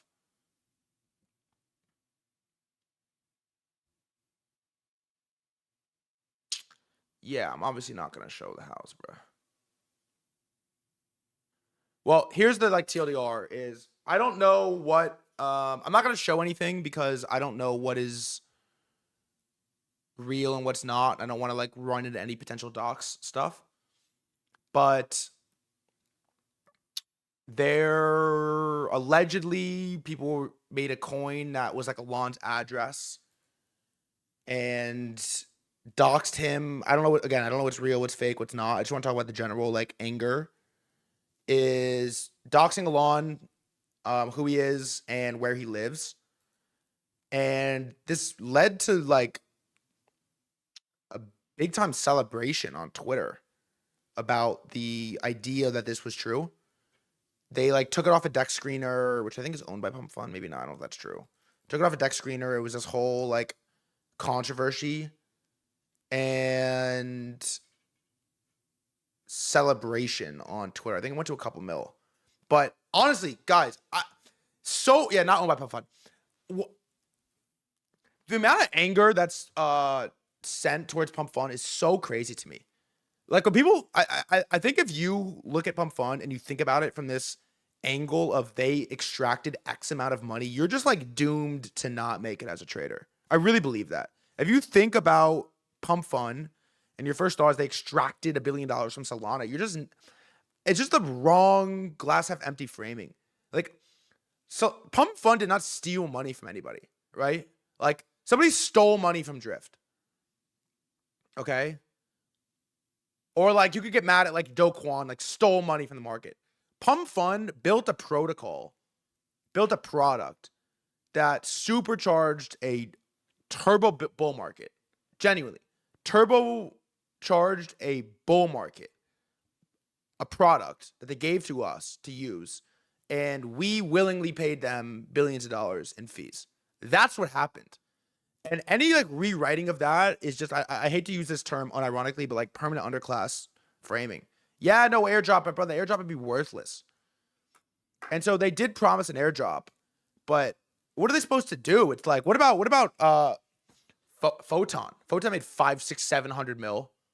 They didn't give you a worthless airdrop. Axiom made 500, 600, 700 mil. They didn't give you a worthless airdrop. BullX made 500, 600, 700 mil. They didn't give you a worthless airdrop. BonkBot made 500, 600, 700 mil. They didn't give you a worthless airdrop. TrojanBot made 500, 600, 700 mil.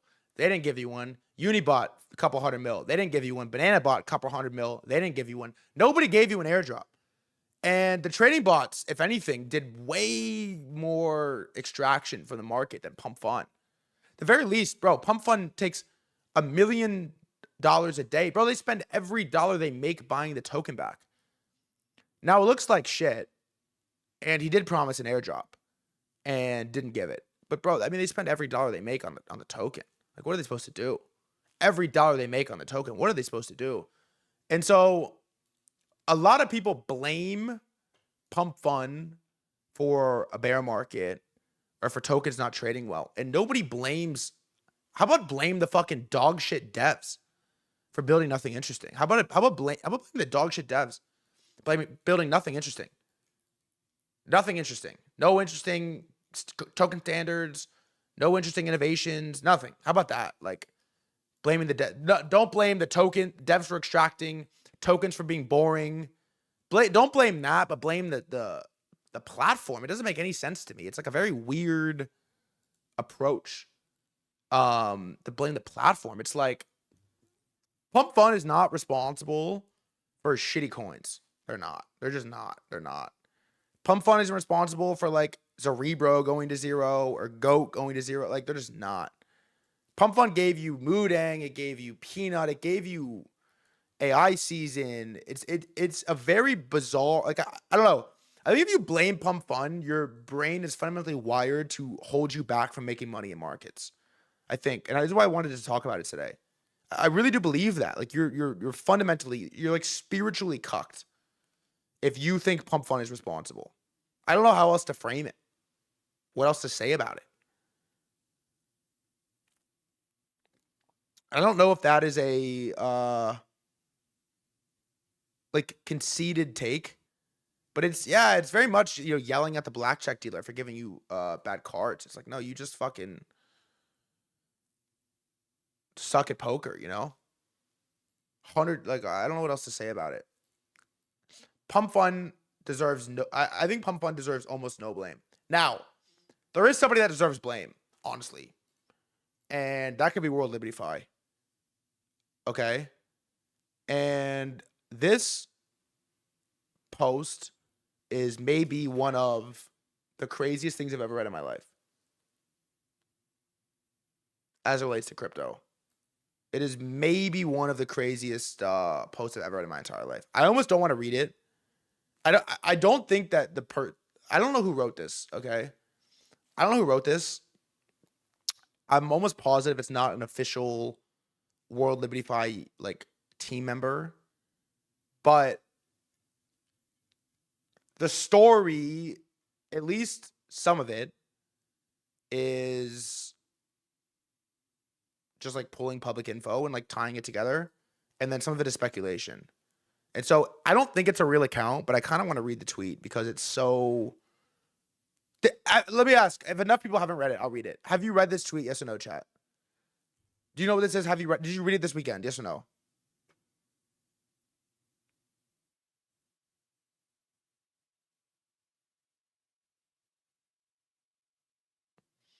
All right, enough haven't read it. I'm just going to read it and talk about it. I don't think everything in this is factual, but I think a lot of it is. It is public info, but to see it as a story is jarring. So here you go. It's a little bit long, but it's crazy. I'm going to read it slow. I'm a Web3 ambassador at World Liberty Financial. There are 12 of us on the team page. 4 are named Trump, 3 are named Wyckoff, and the page calls us passionate minds shaping the future of finance. 600,000 wallets bought a meme coin. They lost 3.87 billion. The family collected 350 million in trading fees. It launched 3 days before the inauguration. 80% of the supply went to CIC Digital LLC and Fight LLC. I did not choose the names. I designed the allocation, the vesting, the timing, and the distance between the product and the president. The distance is my best work. I am the reason these events are unrelated.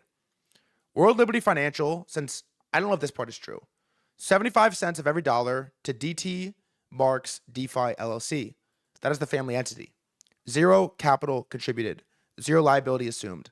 I wrote this into the initial gold paper. Page 14. The lawyers bound it in white leather.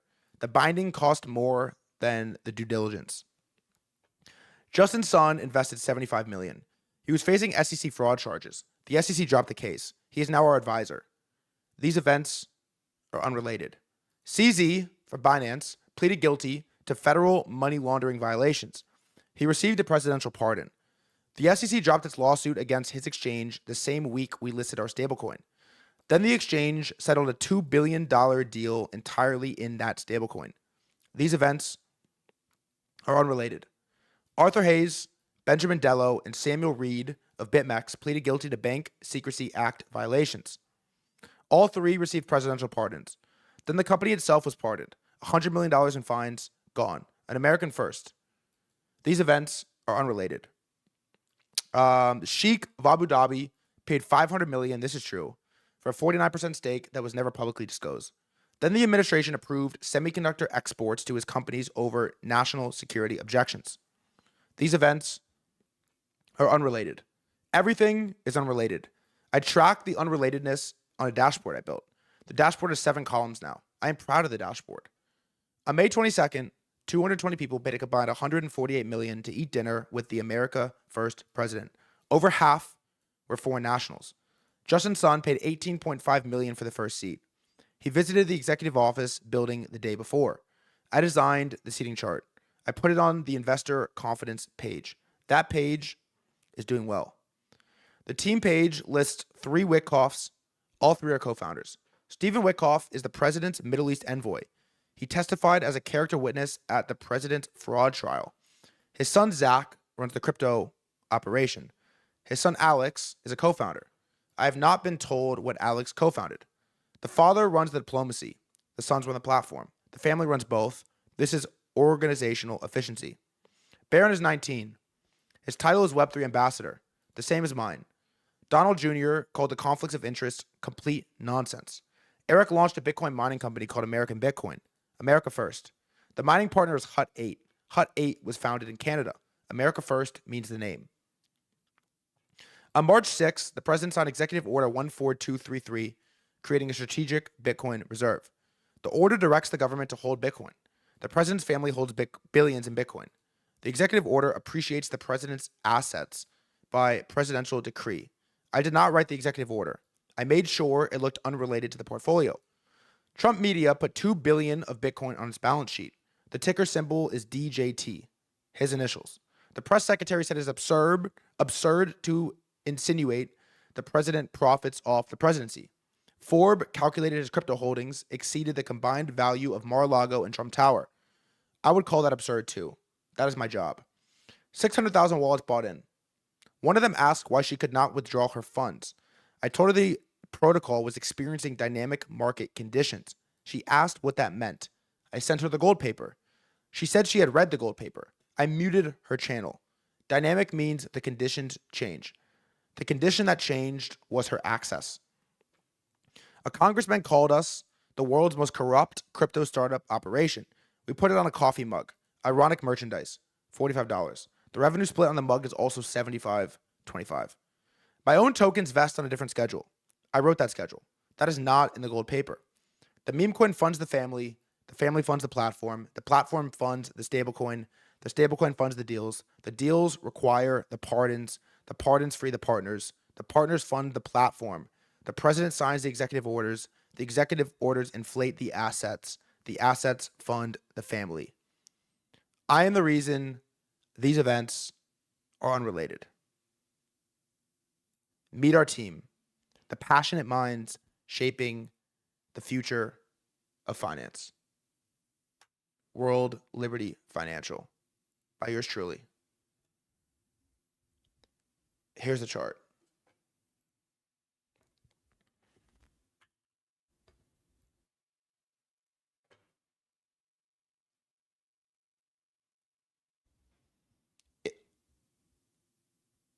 And so I read it as I don't know how much of it is exactly true and how much of it is exactly false, but the story pieced together is jarring, I must admit.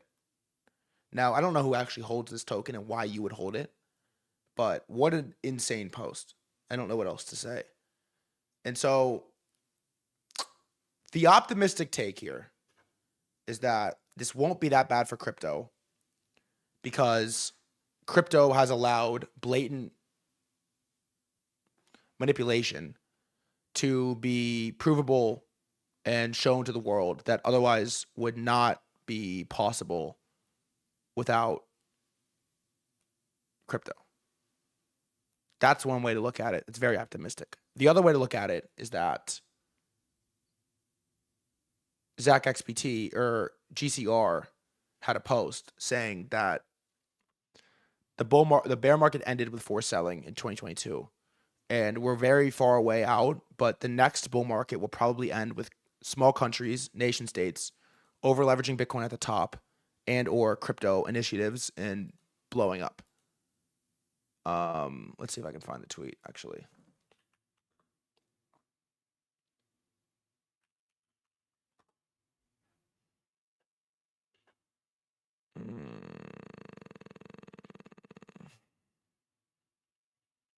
Can't find it. I'll come back to it. It's a very good one. This is bad. I mean, it's bad for crypto. I don't know what else to say. It's bad for crypto, and it isn't just that post. It actually got pretty serious with Justin Sun, who makes an announcement. Here it is. Thank you.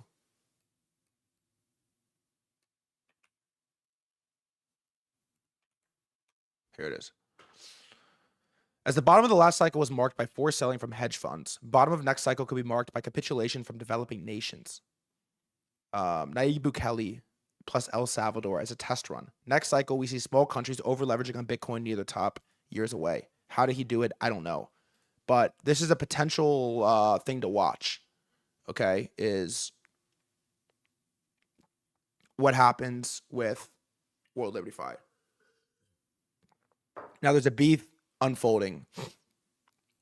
Justin Sun acting as the voice of reason is horrifying. I'm just gonna be honest. I don't know that much about Justin Sun. Everything I know is bad, and he was the #1 investor in World Liberty Fi. And so read this post. I think this is the first part here. We have found where His Excellency draws the line. World Liberty Fi does not equal what GCR is talking about in his tweet. I know it doesn't equal what GCR is talking about in his tweet, but that is happening, and this is like relatively adjacent when you talk about nations, crypto blowing up. It's like adjacent enough to read out loud. I'm calling on World Liberty Fi Financial to publicly disclose who controls the single guardian EOA and the 3/5 multisig that governs the World Liberty Fi smart contract. Every investor has the right to know who holds the power to freeze their assets. Here's what the on-chain records show. A single guardian EOA, which also sits on the multisig, blacklisted my wallet. I believe he put $80 million in. That same address is the sole owner of a second guardian safe with a threshold of 1. This means one person, one single individual, has the unilateral power to freeze any token holder's assets. Seizing those assets requires a 3 of 5 multi-sig vote, but freezing only requires 1 signature. Who is this person? The community deserves an answer. Let me be clear about what this structure means. Community governance and voting are meaningless. Every proposal, every vote, every claim of decentralized decision-making is theater. Real power, the power to freeze, to move funds, to control the protocol, sits with one anonymous EOA and a 3 of 5 multi-sig that answers to no one. The entire governance framework has been hollowed out from the inside. A project that claims to stand for decentralization and financial freedom cannot concentrate this level of power in a single anonymous address. If the World Liberty Fi team has nothing to hide, they should have no difficulty identifying who holds the keys. He also said, let me see.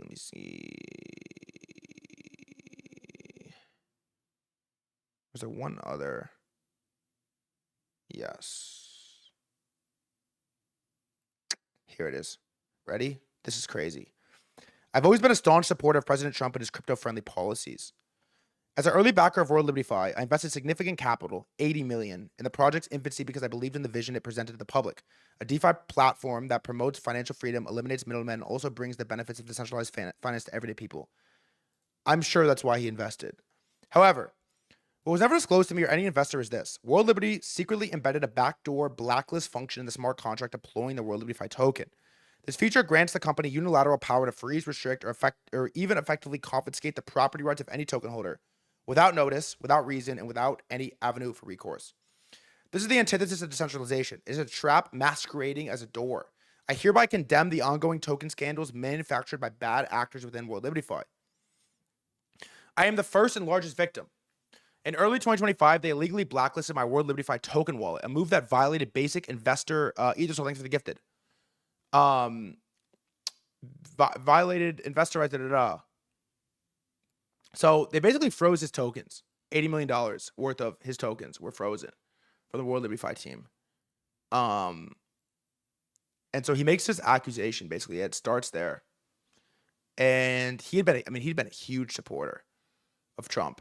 They blacklisted froze $80 million worth of his tokens. And so they come out and they respond and they say, quote, "Does anyone still believe Justin's son? Justin's favorite move is playing the victim while making baseless allegations to cover up his own misconduct. Same playbook, different target. World Liberty Fi isn't the first. We have the contracts. We have the evidence. We have the truth. See you in court, pal."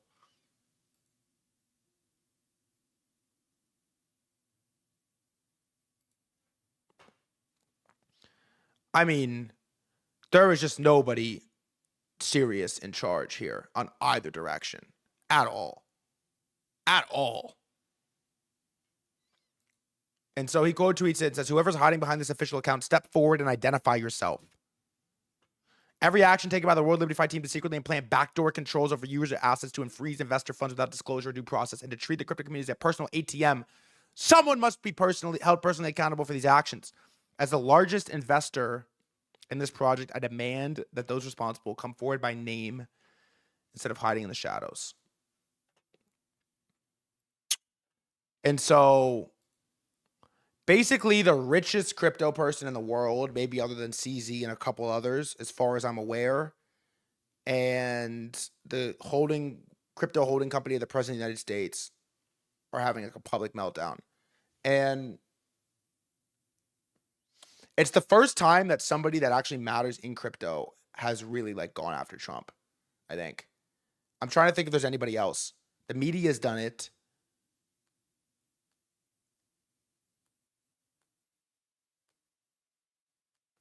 The media's done it.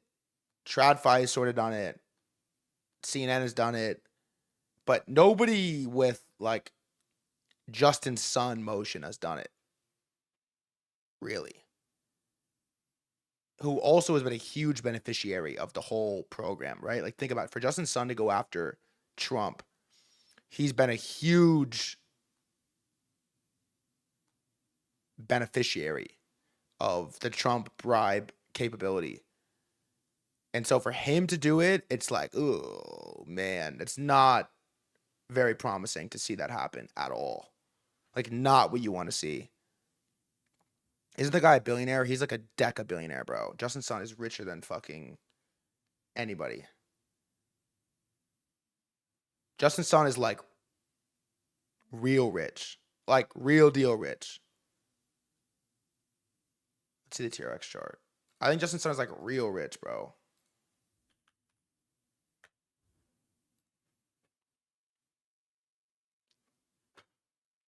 Look at this chart. I mean, what percent does he own?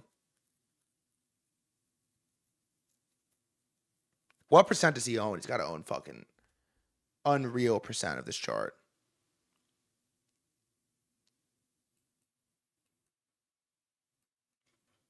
It's insane. This looks like, and nobody trades it. Nobody holds it. Nobody buys it. Nobody trades it. Pulling out of my ass, but I want to say like 60, 70. It feels like 60, 70. And so it might be the last crypto wipeout. I mean, look, I think it's important clarity gets fucking passed.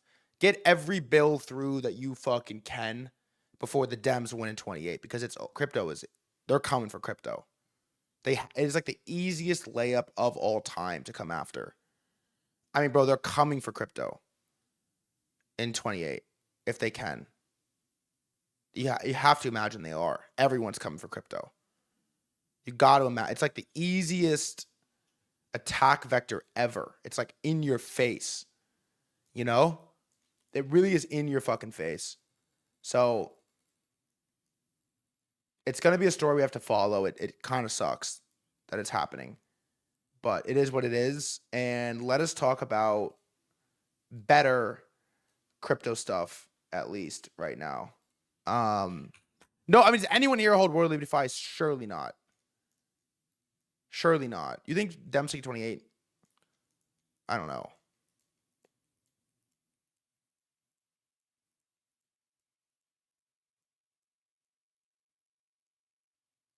Yeah, anyone that holds that should we could talk if you do hold it. All right, let's do this real quick. Thoughts on the market? A new launchpad. Come on, brother. Come on. I'm gonna get up real quick. When I come back, there's actually some crypto tokens that launched today we gotta talk about. I'll be back in 2 minutes. 30 seconds.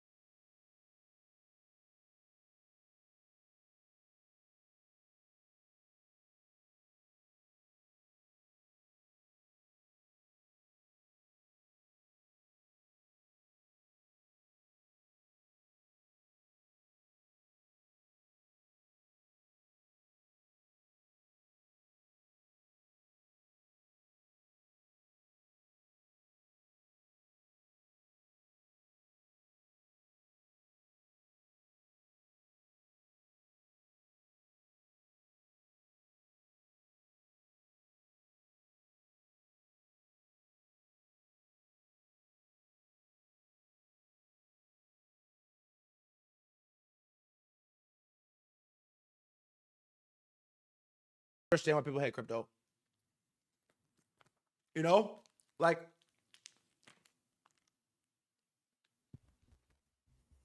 if I didn't hate it, if I didn't love it, I would hate it.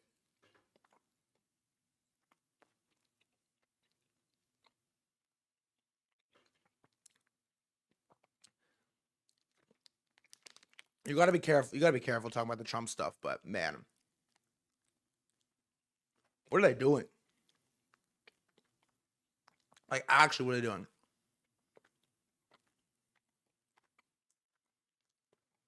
Crypto's biggest mistake was making Trump the face of crypto. But no one like made him the face of crypto. He just like became it. Like, no one made him the face of crypto.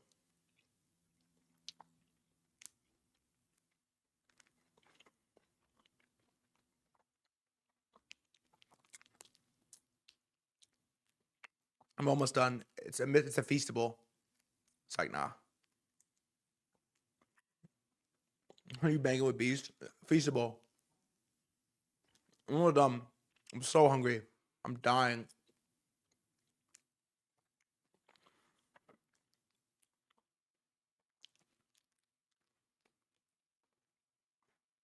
USD wants a free short? Really? A stablecoin, no?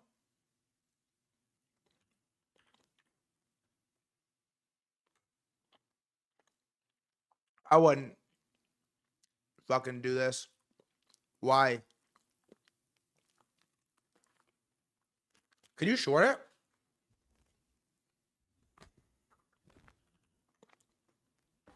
Where?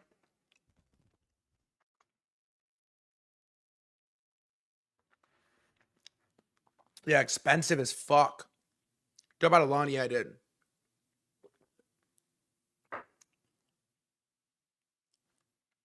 It's just like, yeah. I don't know. I'm not, all right, we got a couple of things here. We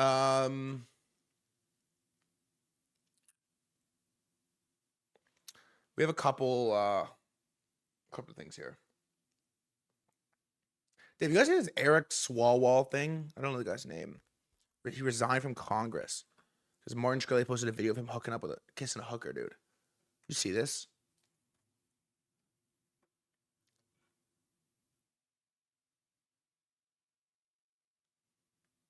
Oh, there's more than one video.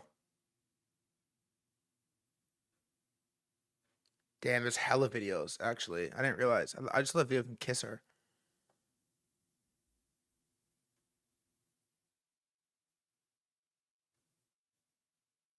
This is what I saw. Bro, Martin Shkreli tweeted it. Through anonymous allegations. But she dropped out and resigned from Congress. A lot has been said about me today through anonymous allegations, and I thought it was important. It was not anonymous. That you see and hear from me directly. These allegations of sexual assault are flat false. That's why I resigned, right? Absolutely false. They did not happen. They have never happened, and I will fight them with everything that I have. They also come on the eve of an election where I have been the frontrunner candidate for governor in California. I do not suggest to you in any way that I'm perfect or that I'm a saint. I have certainly made mistakes in judgment in my past, but those mistakes are between me and my wife. And to her, well, Eric, apparently they're not. I apologize deeply for putting her in this position. I also apologize to you if in any way you have doubted your support for me. But I think you know who I am. For over 20 years, I have served the public.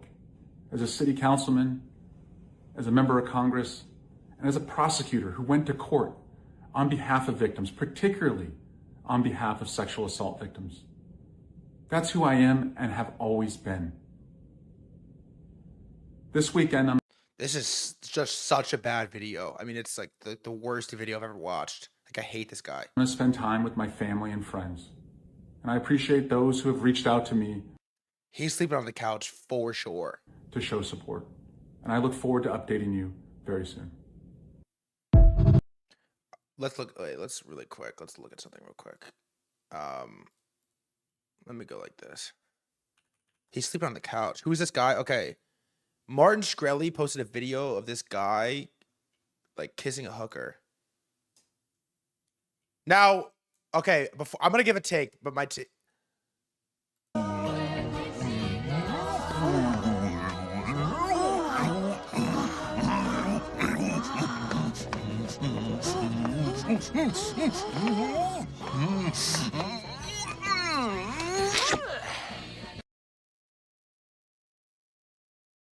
All right, all right, yeah, I gotta be careful with the scroll.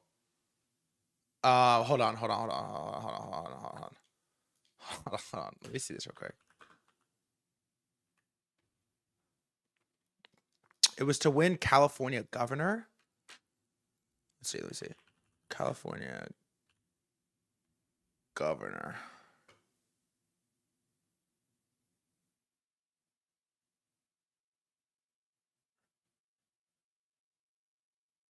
Wait. Here. Oh my god. Damn, he was gonna win. Holy fuck, he was gonna win. Look at this shit. Damn, I should have shorted it on the Skrelly thing. It was like so free. There's no volume. Damn, it had 10 mil volume. Oh my god, it was so free. I saw it like an hour in. 63%. Okay, this is what I'm gonna say. I gotta be careful with this one because there's two allegations being made. One is that he had sex with, with a sex worker. I'll use that word. Sounds better than a hooker. He hooked up with a sex worker, and the other one was like sexual assault. To my understanding, it was the Martin Shkreli sex worker video that got him drugged out. I don't know about the sexual assault thing. I don't know about that. I have no context for that. But the one thing I do know is that you post this video and you're just dead in the water. About me. You are just dead in the water. Like, he sounds like such a liar, complete. Like, this video style where you have like a public expose and then you come on Twitter and you post like a my character video is just like perma doomed forever. If he came out and was like,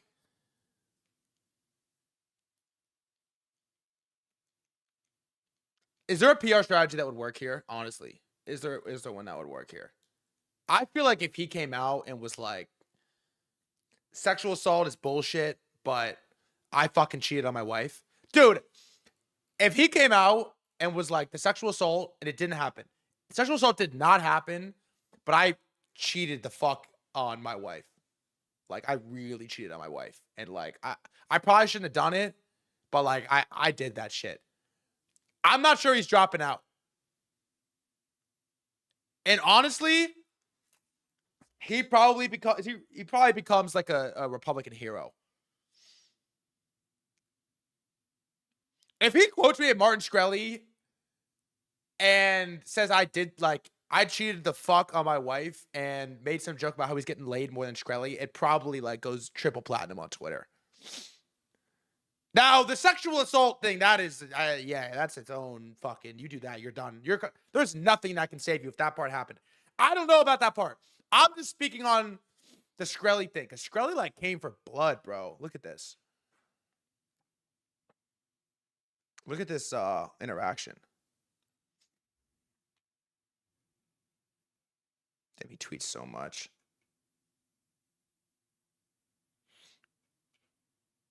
I'm not finding it. He basically tweeted at this Eric guy and was like, you have 15 minutes to respond to me. I have obtained a video from you. I'm going to post it. And nobody responded. He just posted it. Like, jugular. Of him kissing that girl. He's married. Jugular. He said, he tweeted you have 15 minutes. It's like, oh, man.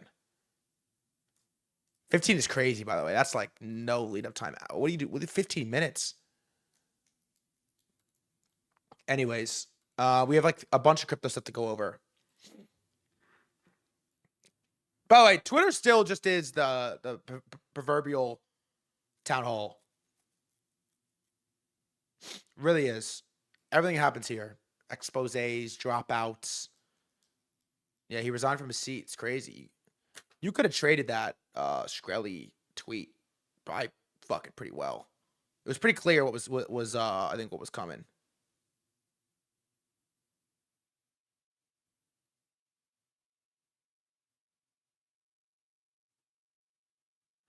Somebody just tweeted that I have an interview with them tomorrow. I do not have an interview. Do we have a DNAP? We could do an interview tomorrow.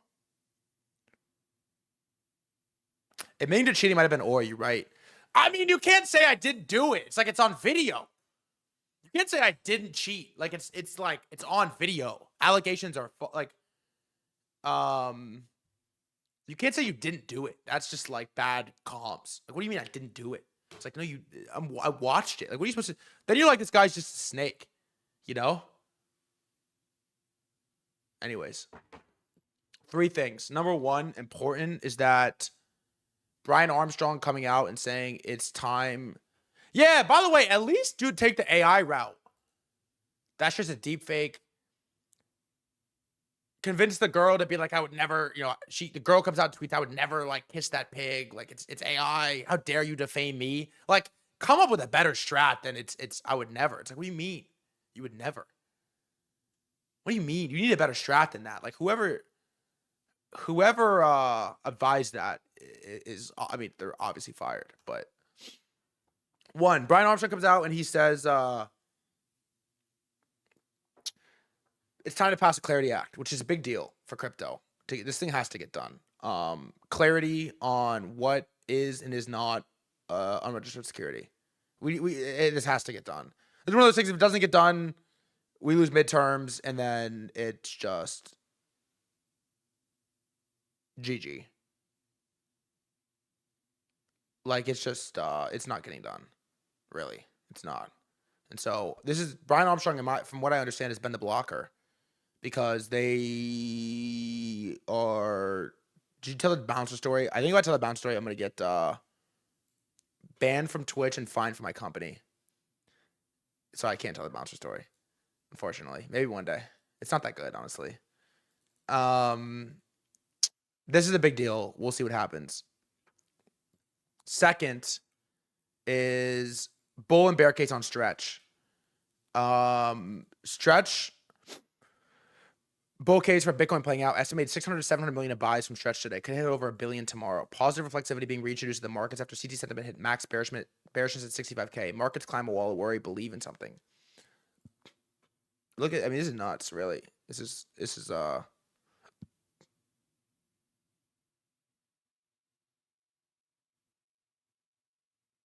is seriously nuts. I cannot lie. Here's a follow-up on it.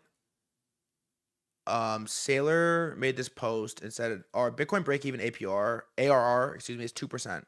If Bitcoin grows faster than that over time, we can cover our dividends indefinitely without issuing new MSTR shares. Track it in real time. Bitcoin has to grow 2% a year. Sailor's lost it with his logic, Mando says. He's now issued $10 billion of preferred stock at 10 to 11.5% and has capacity to issue $25 billion more. That means a dividend bill of $1 to $4 billion every year on a software business that makes no cash. He has pre-funded some of this bill for the next year by issuing common stock. With the amount of preferred shares printed each week, this is going to run out. The only option for this capital structure a long time is either issuing $1 to $4 billion of common stock every year, turning off the dividend, or selling Bitcoin. This is now a time bomb. And so he has to issue, what's the market cap of MSTR?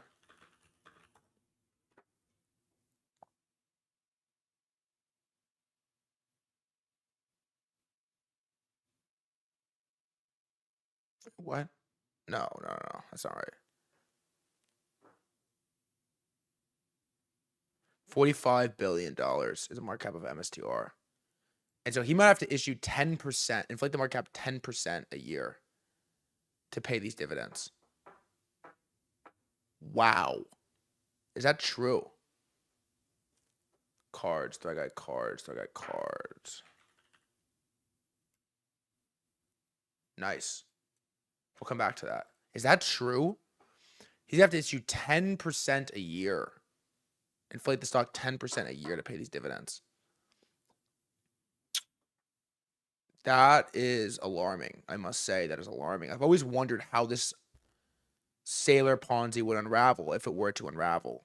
But that is a little bit alarming, I must admit. Wow, that feels really high.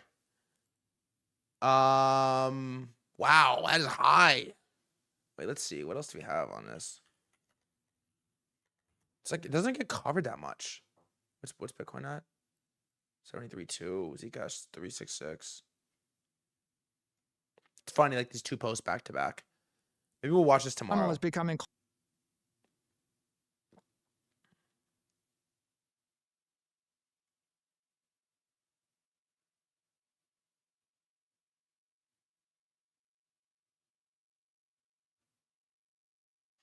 That guy. Maybe we'll watch the Sailor bank listing tomorrow. This is crazy, by the way, before I move on to some other stuff, is HRT, which is what? again. What is HRT? Forget. No, HRT. DNAP, what does it stand for again? What does it stand for? What does it stand for? Hudson River Trading, which is what? It's like an HFT trading firm.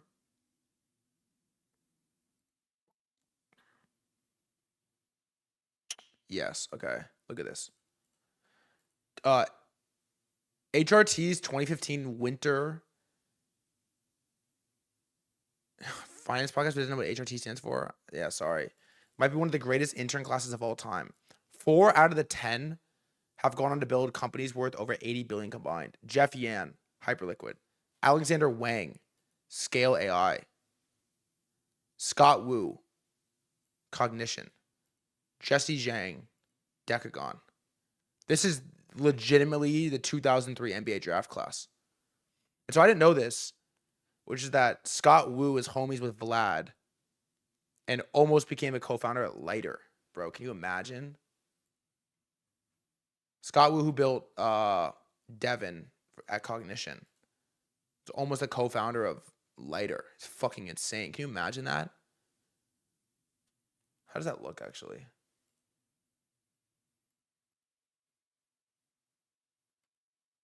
Ugh. Not great. Kind of weak.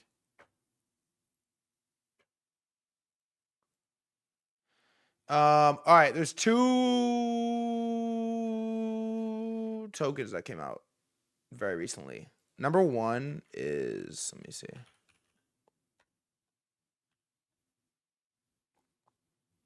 It's the best pair here. That's why Pancake Swap is ripping. There's this Genius token. Okay, I actually have not paid that much attention to this. Here's an interaction with CZ. Bearish Aster. Easy Labs invests tens of millions of dollars in Genius Trading with CZ serving as advisor. So we're kind of running back to Aster playbook. Genius Trading is building a decentralized trading platform centered on privacy through self-custodial cross-change integrated trading terminal. Providing spot, perp contracts, and copy trading features aiming to become an on-chain alternative to Binance. CZ an advisor. They're saying it's bearish for Aster. He replies, Genius is a trading terminal that connects to perp dexes, not a competitor to Aster. And I'm gonna be honest, I faded this completely. I'm not gonna trade this. Now, was there money to be made here? Obviously, there was money to be made here, and there's money to be made in this too. But I don't know. I'm completely uninterested in it. Like, you get the diminishing shield return of CZ, right? This is not CZ tweeting his same, like his first shill in, you know, however many years with Aster in a PvE market when bull market still, everyone's hyped about perp dexes. This is like late stage diminishing returns. You might be able to squeeze some money out of this, but I'm completely uninterested. I'm going to be honest. This is just like the definition of diminishing shield returns, I would imagine, from CZ. And so this is when you be careful with this. Does anyone here trade this? There's money to be made. If you made money on it, it's sick. CZ is, yeah.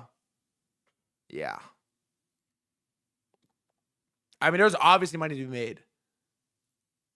Obviously was money to be made here, but I completely faded this. Now, the second one to call out, I almost bought and looked at the terminal and hated it. A lot of money's been missed out on by looking at the product, to be honest. The second one, which I'm not even sure how to find it, is this Rave DAO. Is it this? Yeah. Well, okay, let's see. All right. I tweeted a few months ago that we had one really egregious scam coin each month. Rave is the one for April. Let's take a look. Okay. Up 35% in a week. Trading at something like minus 5,000 annualized funding rate since yesterday and approaching a $10 billion FTV. I can't emphasize enough how important it is to understand if you're dealing with a normal coin or a scam coin and to adopt your trading rules to this. Trading crime coins can be extremely dangerous, but once you understand the game you're playing, there are a lot of profitable trades you can take. Look, I'm gonna be honest. I completely avoid the crime coins. I won't touch it. And if you're gonna trade it, you gotta trade it long. You have to. Because trying to short a Binance Cabal coin is just like you're begging. You're on your fucking knees begging to get carried out. What are you gonna do? You're gonna get carried out, bro. A lot of people were like, free short, free short, free short, free short, free short. This is absolutely not a free short. It's not. It's maybe a free long if you know how to trade crime coins. But I don't know. I just think you play stupid games, you win stupid prizes with stuff like this. And I'm not interested. I used to trade a lot of garbage all the time. On-chain was hot. That was the name of the game. But this to me is like the definition of play stupid games, win stupid prizes. And it's a negative funding trap, bro. It just is. It is. NYX from last year. Let's see.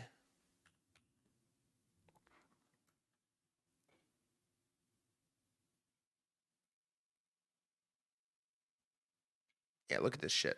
Good luck. Have fun with this. Like, what is this? Complete garbage. Complete garbage.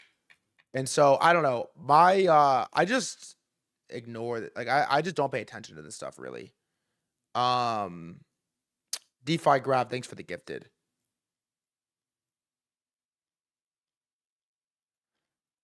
There are people that are really good at doing this, by the way. Trading garbage. But I'm not one of them, and it's just like, I don't know, it's a high skill, weird, drive yourself.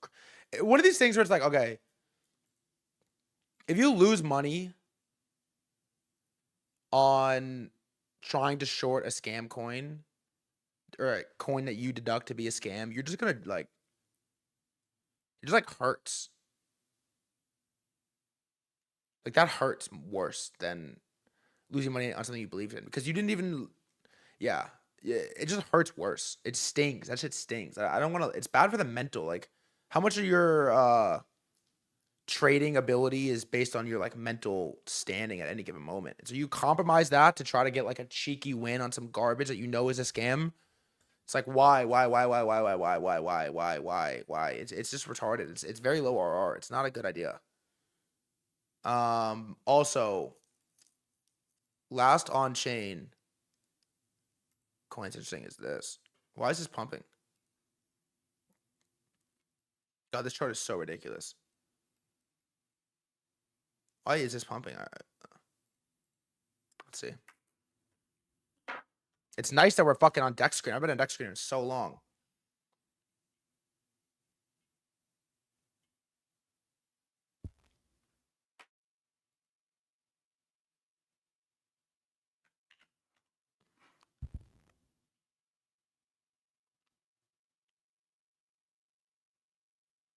I know.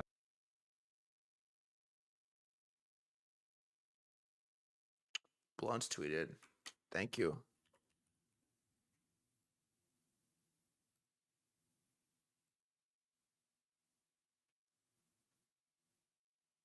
Oh, he just tweeted. When you look at the numbers these gotcha companies are doing, making ATHs in volume and revenue every single month, it seems like a no-brainer to pack up a bag, especially seeing them go down 90% and accumulating insane growth in the background. Collector Crick is doing more in revenue every single month since the start of the year than the market cap of the token. If you're into TCGs and crypto, not playing the thesis on chain, then that would be insanely silly. Have you seen Harry? No, I don't know what you're talking about.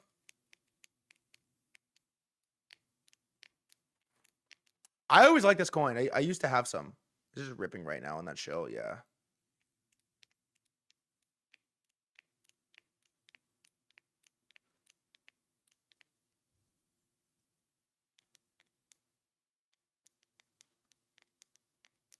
What's Joe MC? What are you talking about?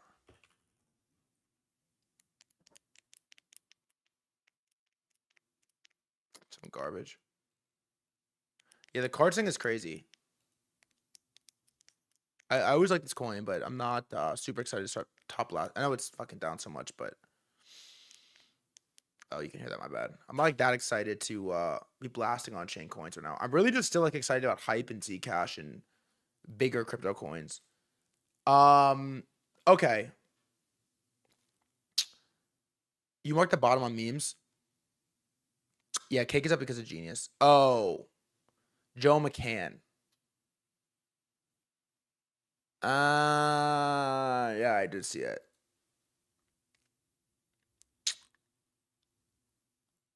I was gonna. Whoa. Nice. Beautiful, actually. This is just like the best looking chart in crypto right now. I don't know what else to say. I was gonna skip that because what am I supposed to cover on that? Rest in peace, seriously. There was one tweet I'll repeat that it was, I know it's a dark situation. It's not like a moment for jokes, but somebody tweeted and they were like, Joe McCann's such a bad trader. Everybody saw that headline and just said, yeah, he did that shit. And I was like, man. Dave, it was actually a really eventful weekend, huh? Yeah, I don't even like know what I'm supposed to do with the Joe McCann stuff. Like, what do you want me to do? I don't even know what to say about that. I mean, that was fucking rest in peace, seriously. You had that, you had the lawn stuff, you had the World Liberty Fi stuff, you had the Justin Sun stuff. And then the next topic, which I want to bring up as well, I think is fucking crazy, is, brother, Sam Altman. Sam Altman home targeted in a second attack. Okay. This is honestly terrifying. Sam Altman gets a fucking Molotov firebomb cocktail thrown through his window. And then literally in the next week, somebody pulls up in his house, pulls out a gun and shoots into his house. And dude, first of all, may God protect Sam Altman because that's pretty terrifying. I don't think these AI leaders understand how angry they have made the general public. Okay. Their entire marketing pitch over the last 3 years has basically been the product that I'm building is going to take your job, be smarter than you, take your girlfriend and ruin your life. And it's been the approach that they've taken to raise as much VC money as possible. But I really don't think we've accounted for how many people are going to revolt against the narrative being pushed by AI and how few people benefit from it. I don't think this has really been accounted for. And so before long, these AI labs are going to be spending what feels like half of their budget on personal security and buying out protesters. I don't think they've realized how angry people are about this, really. Because the thing that was so dark about this Sam Altman thing is there was this tweet, I'll try to find it, this Instagram page posted it, and every single comment was like, are the bullets okay? Is the Molotov okay?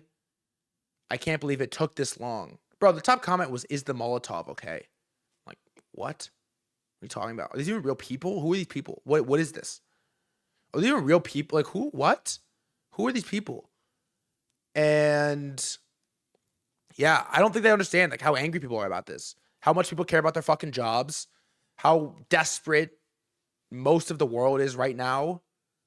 And how the extent they're willing to go to make sure they keep their shit. You know? I mean, yeah, it's a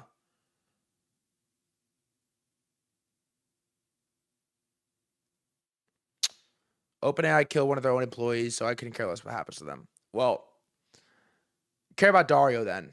I fuck with Big D. Also, all these people like came out and were like, oh, like I told you this was gonna happen. People were like victory lapping. I told you this was gonna happen. I warned you. You should have listened. It's like, listen to what? I mean, I warned. Listen to what? What? It's too far gone. Like, who listened to who? There's nothing. It's over. Like, I don't know. There's nothing you can do at this point. Like, it's like no, it's been done. These people are infuriated. Like, there's nothing, I don't know.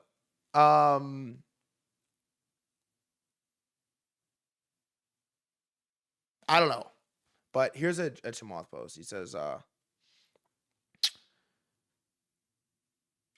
creating fear porn and crying wolf does not serve the AI industry well. Maybe Anthropic actually believed what they were selling, in which case the naivety, if you can charitably call it that, is astounding. At a minimum, they need a few circumspect adults in the room that are detached enough from the financial outcome to help make these decisions in the future. Great take. You took their jobs, had cartoon PFPs on X, call them the underclass, made 7-8 figures while they had to gamble or prostitute themselves online on platforms you funded, and now the tech elite have the audacity to claim foul. No, it will get worse.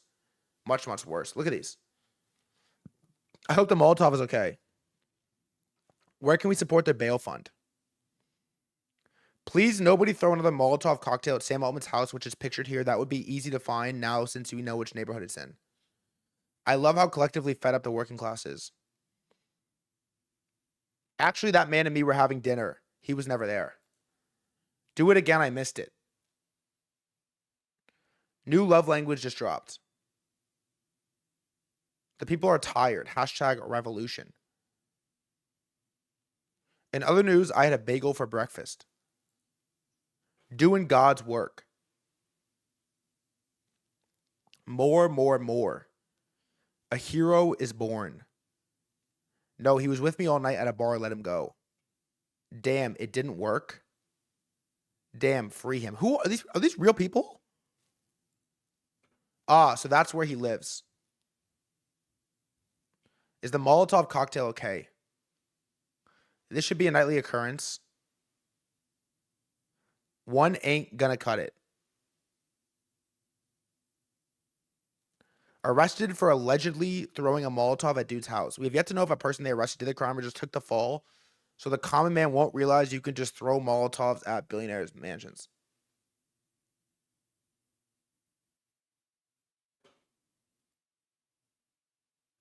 Bro. What? Do you think those are real people? Yeah. A la Luigi. Meanwhile, I'm over here talking about AI shit all day. It's like, oh. I'm talking about how you have to trade your way to the permanent underclass.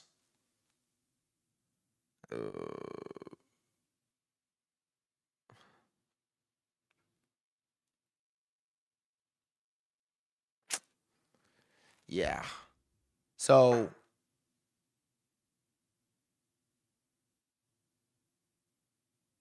that happened. And it's kind of like new love language just dropped is insane. To be fair, these are the people at the bottom of the K shape. Yeah. We kind of just have no choice but to get to the top of the K shape. I'm going to be honest. I hung out with some people this weekend that were way richer than me, which I guess happens like pretty often. But I mean, I've done well, dude. I have done well. Not insane, but I've done well. And I hung out with some people this weekend that were way richer than me. And for the first time in a while, I sort of had this like, fuck, dude, I gotta move feeling. I really did. Like I had this like, fuck, man, I gotta move. Which is I don't want to come to push this narrative to you at all. It's so bad. But I did have it. You know, I'm watching Trump tweet fucking Palantir and DoorDash ads and World Liberty Fall. It was a weird weekend for what's good, Doomer guy. It was a weird weekend for, you know, feeling comfortable. And I just saw like, no, move like not move locations, like fucking speed up. Like we gotta move, we gotta get smarter, faster, bro. We gotta get smarter, faster. I felt like I need to move from my brain, not even just money, but I felt like I need to like get smarter, faster. Especially after the bouncer incident, but the bouncer incident was so whack, so fucking stupid, bro. We need to get smarter, faster. TJ, you were at LA guy. Explain to us, Crypto Bros, what Coachella really is. TG got money mogged by Base 16Z, bro. Don't even, honestly. Don't even. And yeah, getting smarter fast. Like I actually deducted this because I was like, how am I gonna get smarter faster? And I just thought to myself, the only way we can do it is I have to just stream every day, nonstop. It's the only thing I can do. Tulip King is out of office for one more day. I just like thought to myself, it's the only thing that I can do is just stream every day. Because we got pretty smart pretty fast on the, like, how conflict in the Middle East works, I think. Now, how does that, like, help anything as far as me knowing, like, trading? I don't know how that stacks, but I think it's important. I think we got pretty smart pretty fast about this. Like, the chat, too, I would argue, like, most people in this chat know way more about the Middle East than they did a month ago. And so I think the only way we could do it is just... I have to just stream every day. I thought about it. I'm like, damn, should I stop doing this? Like, should I do something else? And then I thought about it and was like, nah, I have to just do this exclusively. It's the only way. The other thing I realized this weekend, I hung with some really talented people. You thought about leaving us? Nah, never. Come on. I hung out with some really talented people. And hanging out with really talented people makes you realize how few talented people there are. And it also made me realize that being talented is relatively obtainable. Like, you could gain it by trying. You can gain it. I think you can gain it. And you should, like, really try to do that. Because the number is actually alarmingly low of young-ish grinders that get the internet thing, have a good domain knowledge for where the world is going, and are focused on trying to build it. Like, there's, like, the number is alarmingly small. I'm talking like 4 figures, bro. It's not that much. I don't know. Maybe it's probably way more, but it doesn't feel like it. It doesn't feel like that much at all. And you should really try to do it. Straight up. Yeah, there's some talent, but, you know, I put myself in that. You know, I was hanging out with someone this weekend that's like a fucking some random. We don't. She doesn't know him. Who was like a complete like a math wizard, and I can't do math formula, but I still belong in the discussion for sure. Just because we do this all day every day. That is like the sole reason. It's because we do the stream all day, every day. That's the sole reason. Otherwise, I don't belong. But, like, I do because we do. And so I was just thinking about it, and I'm like, damn. It is very much the case that you should, like, force your way into that squad. Because there's, like, not that many of them, really. You meet a lot of people, and you're just like, whatever. I don't give a fuck. This person, who cares? But then you meet the one, you're like, yeah, that person's going to make it be. And so, I don't know. My only goal with this stream, really, more than anything, is to get there. It's like to get smart. It's the only reason I stream, really. I also enjoy streaming. I do enjoy streaming. But I do this shit just to get smart. That's it. And I think you should watch the stream to get smart, too. That's why we're doing it. I hope that I entertain you. But beyond anything, it's like... We have to get good. No permanent underclass garbage, none of that slop, but like we got to get good fast. We really do. We do. We really do. Like we really do. I really would be lying. I'd be bullshitting you. You've informed me so much about macro. Hell yeah. I would be bullshitting you if I was pushing you discussing the permanent underclass. But I would also be bullshitting you if I wasn't like, we gotta, like, let's go. You know? Like, let's get right. Thanks, Apewood. Let's get right. The pit coming on top next cycle, I really believe it. I'll share a fucking pit link right now. How about that? How about that? Nah, let's share one. They fucking I'm liking it right now. There's a couple new people in here that I've been fucking with. We want to hear your bouncer story. I told you I get banned on Twitch and fired from the company. The pit is crowded, but it's like a squad. What steps does one take to get there? It's really information max and do stuff. Thread, did you see Flood in my chat ask about stop? He knows him. Oh.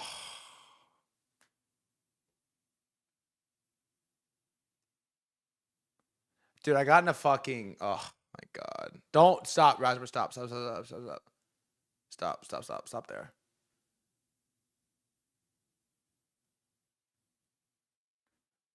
Just because you're gonna say some dumb shit. But no, I didn't buy Genius because I think I'm not interested. I'm not doing Aster 2.0. Diminishing shill returns. Very relevant. Diminishing shill returns for sure. This is crazy. Fuck yeah. Fuck yes, brother. It looks amazing. This one too. Look at this thing go. This too. Look at that thing go. All right, I'll let you in on one more secret because we're just like hanging out right now.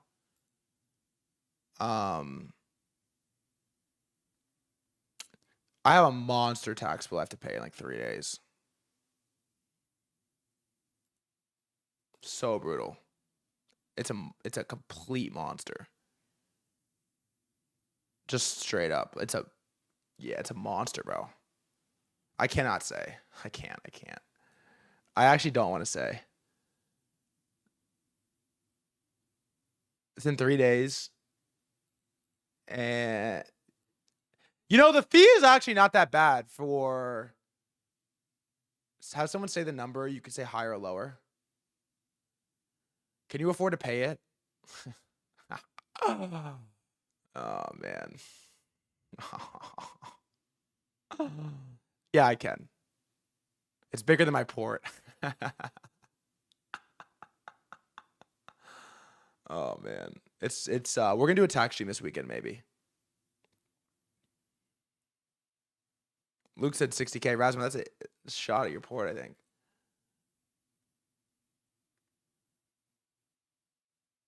We might do a tax stream on Friday. Because we got to do it eventually. I kind of want to.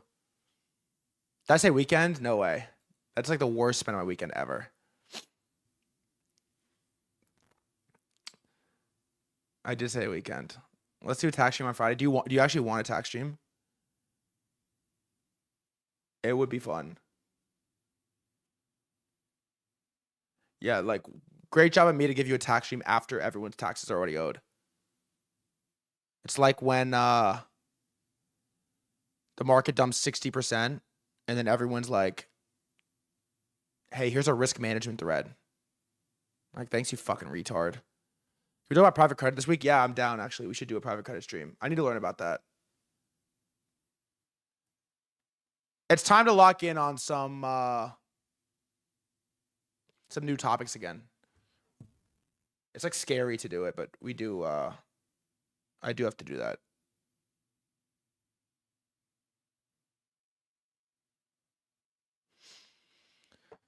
I do have to do that. Bitcoin's 74K. Is it? Did you watch the Masters? My boy played the Masters. Oh my God. Oh, they're going to make me...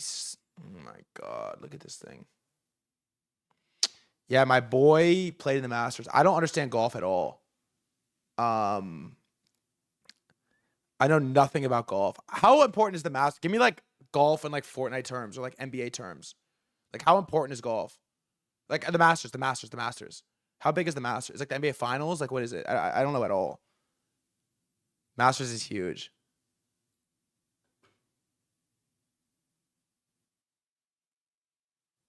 Masters bigger than the finals. How can it be bigger than the finals? It's the finals.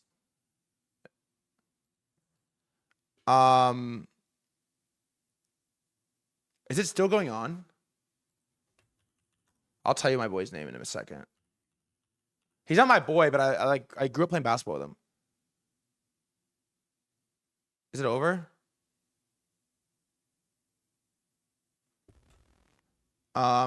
This is his name. Tell me if you know him. Yes or no. Michael Brennan. He finished 24th place. How many people play? Oh, that's fucking pretty good. No way. Oh, he cooked. Wow, good for him.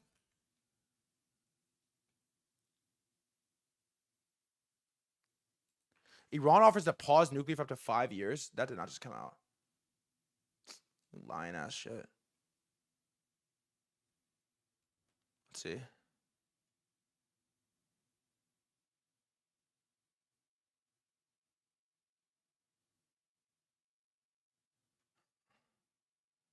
Where is he?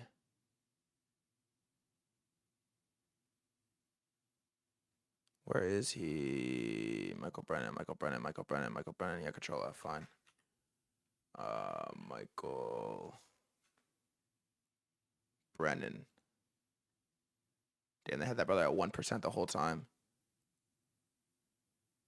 He was an basketball player too. Like, not bad. He wasn't like anything crazy, but like he could really he could shoot the rock. He could definitely shoot the rock.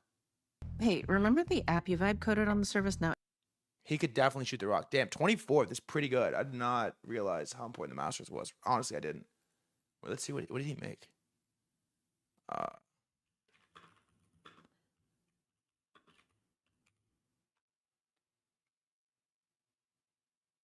Damn. Really? 200 bands? Wow.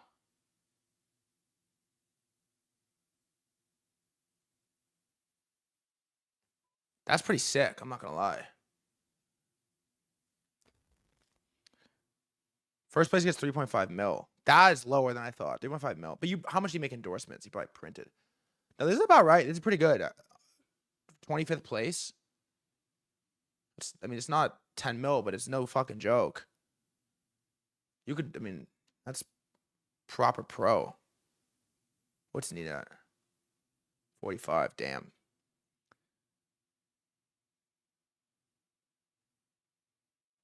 Dave, should I bring him on? Should I try to get him on stream?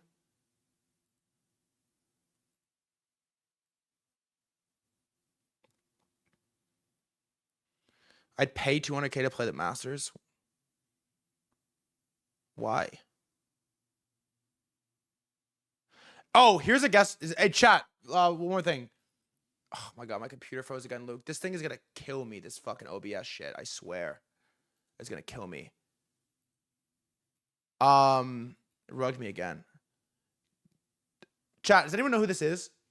Does wait, before I show it, how many of you guys follow chess? How many people follow chess? OBS second screen is frozen.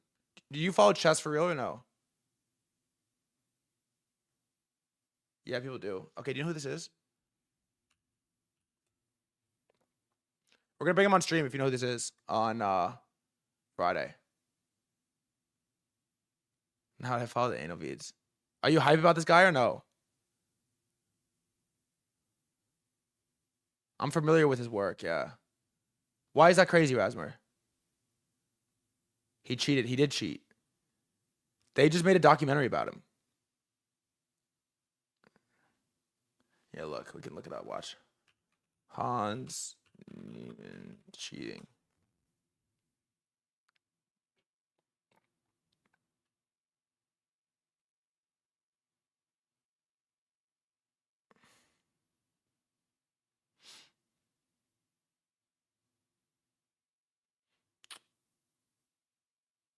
He did not cheat. I don't really know the story. I don't know the story. I just want to talk to him. Wait. Anal. It's a weird search. It's a very weird search, but denies using a vibrating sex toy to cheat. Weird search, I'm sorry, but I had to just search it. There was this huge controversy. I actually heard of it when it happened. It was a really controversial thing. All I'm saying is don't knock it till you try it. But they just posted a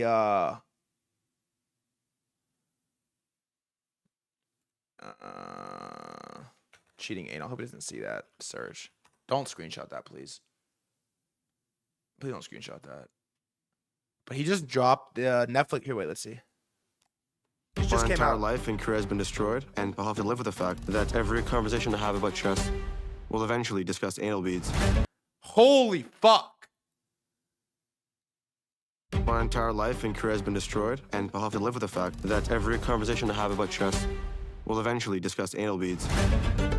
Cheating has been happening in chess for hundreds of years. I felt that I was not playing a human. He's entered a level of paranoia that is not, like, sane. We had Magnus Carlsen, the greatest of all time. I've been the best player in the world for 13 years. I only know when I sit down at the board, I am better than the other guy.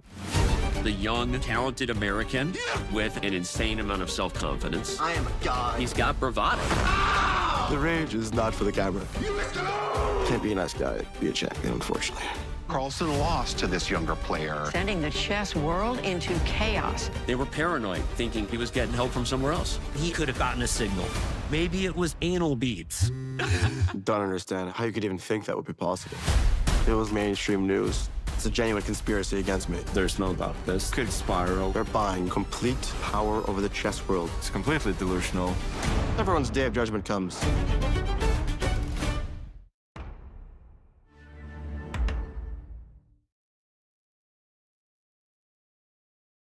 Holy fuck.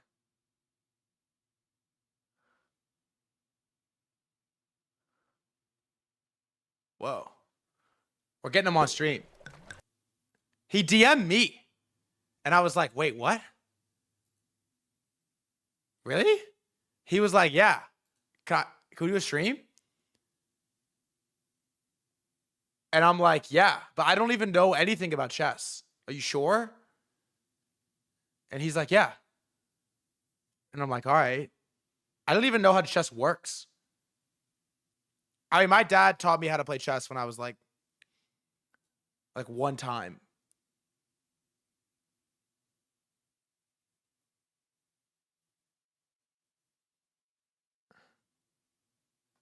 Wait, why is he on CT? I don't know. We're like mutuals.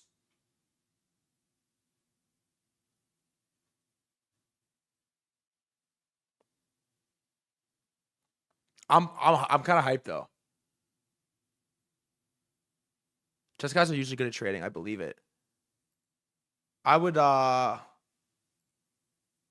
Hey, you think it'd be hella boring if he taught me? Are you gonna bring the anal stuff? I don't know. I mean, probably, right?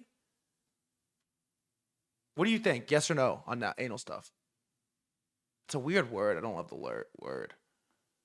Anal.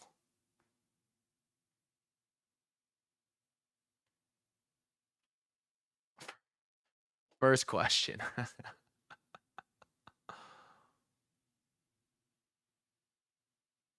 Maybe we just skip it.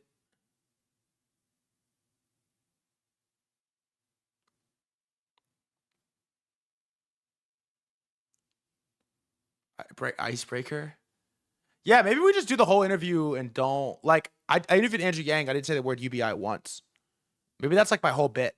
Is that I just interview people that are known for one thing and don't ask them about the thing.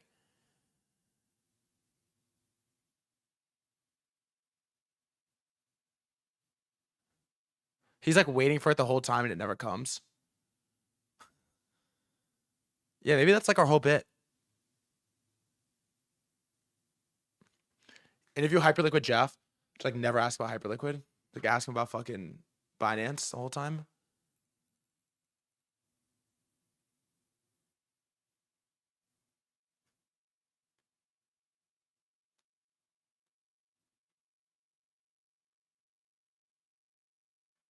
Huh. Oh, well, look, we have a Mitt coming on Wednesday, and then this fellow coming on Friday. Well, I actually didn't even tell him yet, but I'm gonna just assume yes, that he's down on Friday. So, all right, market looks fucking good. It's a good start to the week. Bitcoin, Zcash 380, Bitcoin 74 looks pretty fucking good. I gotta pay my taxes, which is brutal. I gotta go to physical therapy. I love you guys. I appreciate you. I shared the pit link. Wednesday, we got a Mitt, which is gonna be a fucking banger. Tuesday, gonna be another solo. Friday will be guest. Wednesday will be guest. We got a movie week. Let's have a big one. I love you. I appreciate you. Luke, I can't rug the stream, but I'm telling you I'm out. Have a good rest of your day. I love you, motherfuckers. Peace.